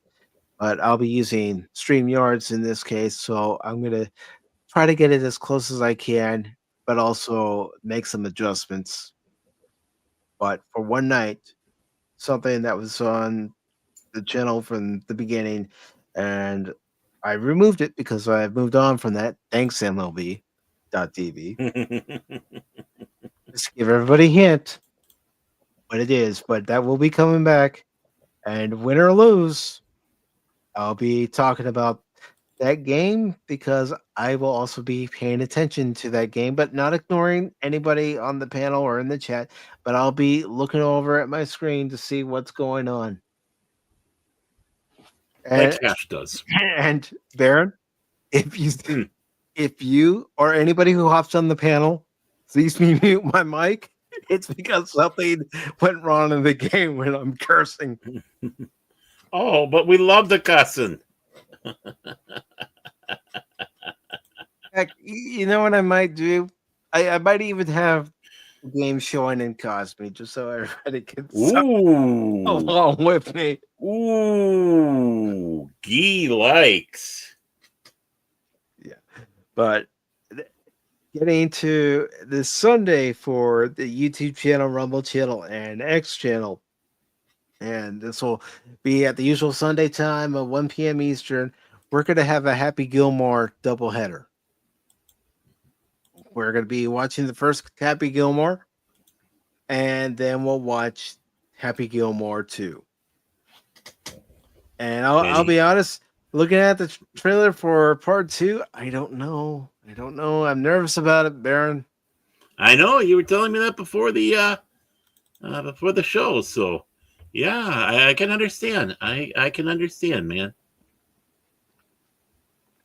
And Lady Mist, that's a good way of going about it. She treats everybody as an equal opportunity dragon fodder.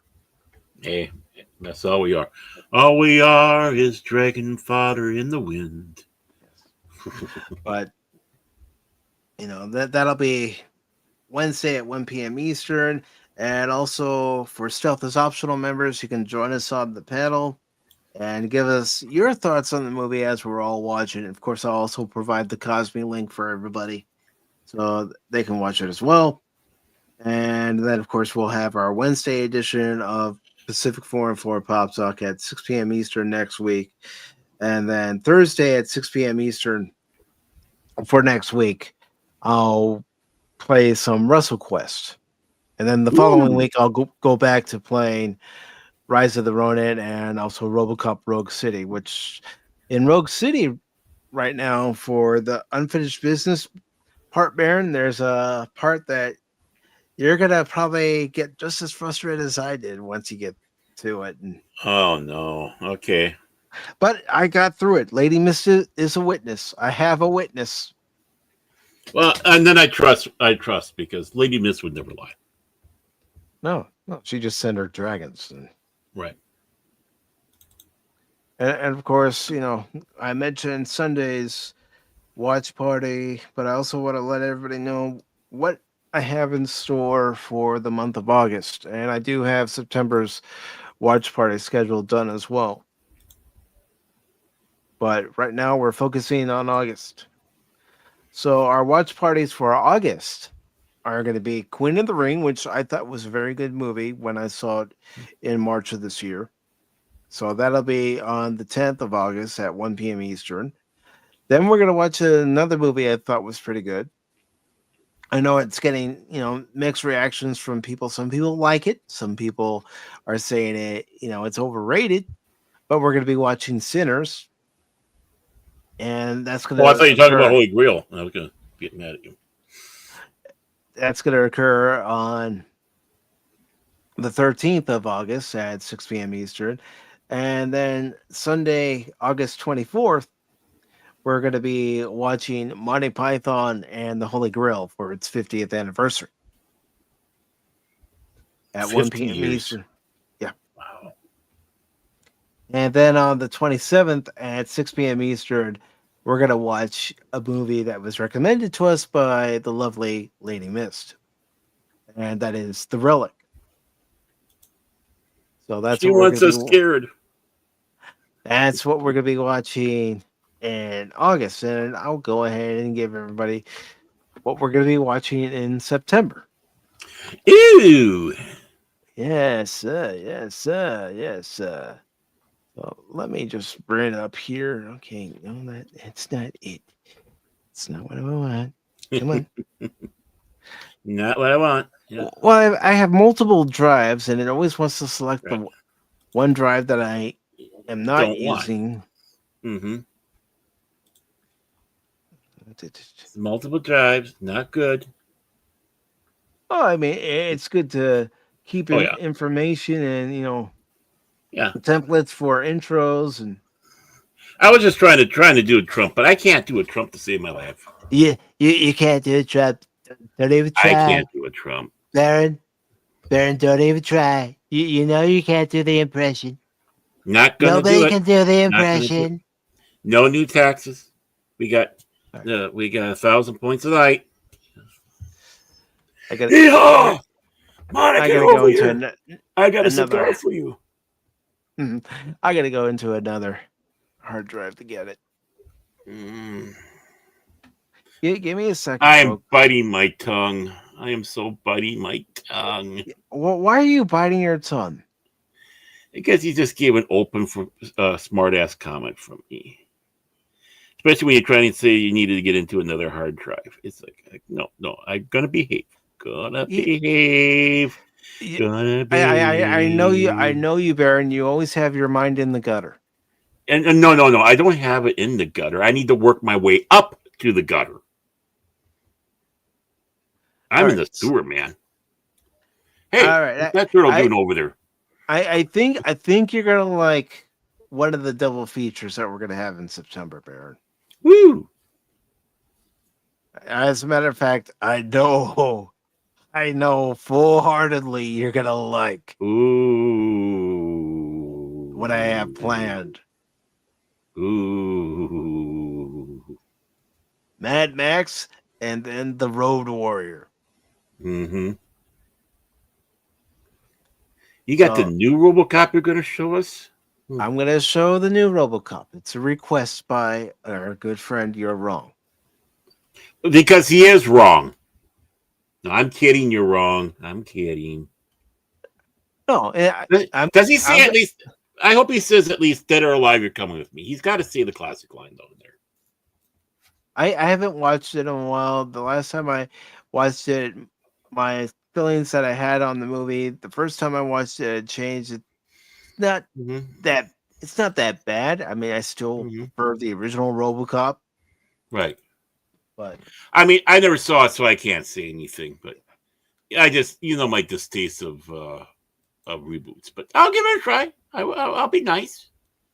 I mean, but he's just got to say, "Dead or Alive, You're Coming with Me." He's got to say that in that movie. Mm-hmm. And what did you think of Sinners, Lady Mist?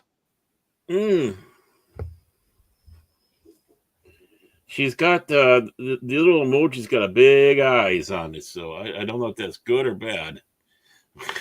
It's like I have what I have seen, I cannot unsee type of thing. I'm wondering. Well, I mean that could mean anything. Well, now she's thinking. Well, hey, no, she is a thinker. She is a thinker. We do appreciate it. Yeah. And while I we're want waiting, to take a cue off of that. and while we're waiting to see her response, okay, well, no, she's doing in the chat what my wife does on text. It drives me nuts.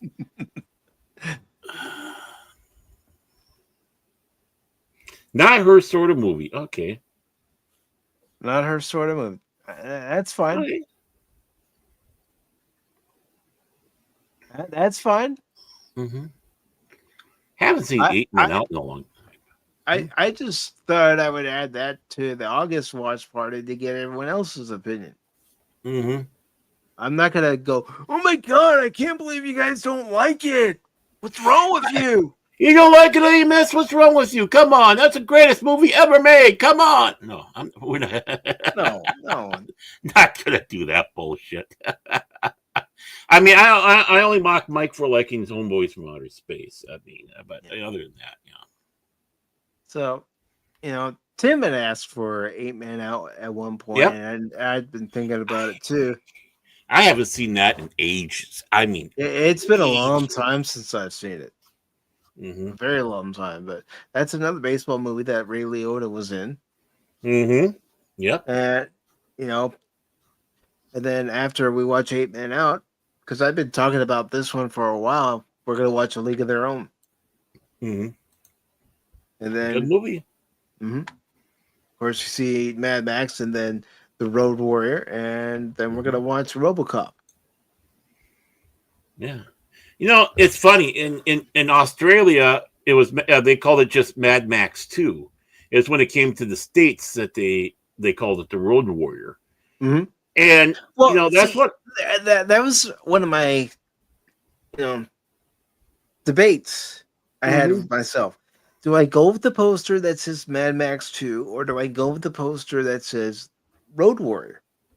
Right. And the thing is I think, because I'm not a big fan of, if you're going to have sequels of film, all you do is just have the name and you slap on a number afterwards. I always thought that was lazy. Just lazy. Yeah, lazy and blah blah. I mean, like Godfather. You had basically part 1, part 2, or book 1, book 2. Obviously something like that. But just slapping a 2 at the end, Jaws 2 or whatnot. Back to the Future Part 2, Back to the Future Part 3. Right. I thought when they did that for America, I think they basically did that because a lot of people didn't know who Mad Max was or saw that first film, so they slapped that the Road Warrior on it, and it's like that's a damn good movie. A name. I think in Australia now, I think they have started adapting the Mad Max 2, Mad Max 2, The Road Warrior, and of course we all know Mad Max 3, Beyond Thunderdome, but. They could just drop numbers. Just Mad Max, The Road Warrior. That sounds a lot better. Yeah. And Lady Miss says, "I will still be here to watch again with you all. Maybe I will like it better." And you know what? I'd love to get your complete thoughts on the movie as we're going through it. And and if you don't like the movie, feel free to abuse Cash Money. She could just send our dragons to me, and they could just give me that look, and she could be there telling me, "Don't ever show that movie again." No, I see, because Cash is out on his 6 month searching for a bag of Cheetos to bring back. If people go away like that, they get volunteered. So it'll be Cash Money. Go to Cash Money and intimidate him. It's what he deserves it. I got Cheetos. Why are there dragons? I don't think Cash has seen Sinners. I haven't seen it. So. He saw F1 and he liked it. Mm-hmm. And you know what? I did look to see what time my movie theater was going to be showing F1, and they have 9 o'clock and 10 o'clock at night showings. It's like, I don't want to go to the movies that late at night. Mm-hmm. So, in other words, the theater, don't mind the dogs. They're fighting. So basically, you wanted to go see F1, and the theater said F you. Yeah, pretty much. Mm-hmm.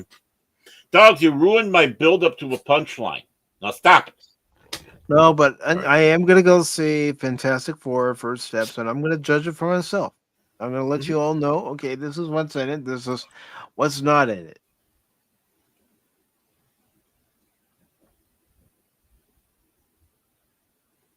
But, ladies and gentlemen, I do appreciate everybody for being here, for your continued support of the YouTube channel, the Rumble channel, and also watching over on X. Oh, no!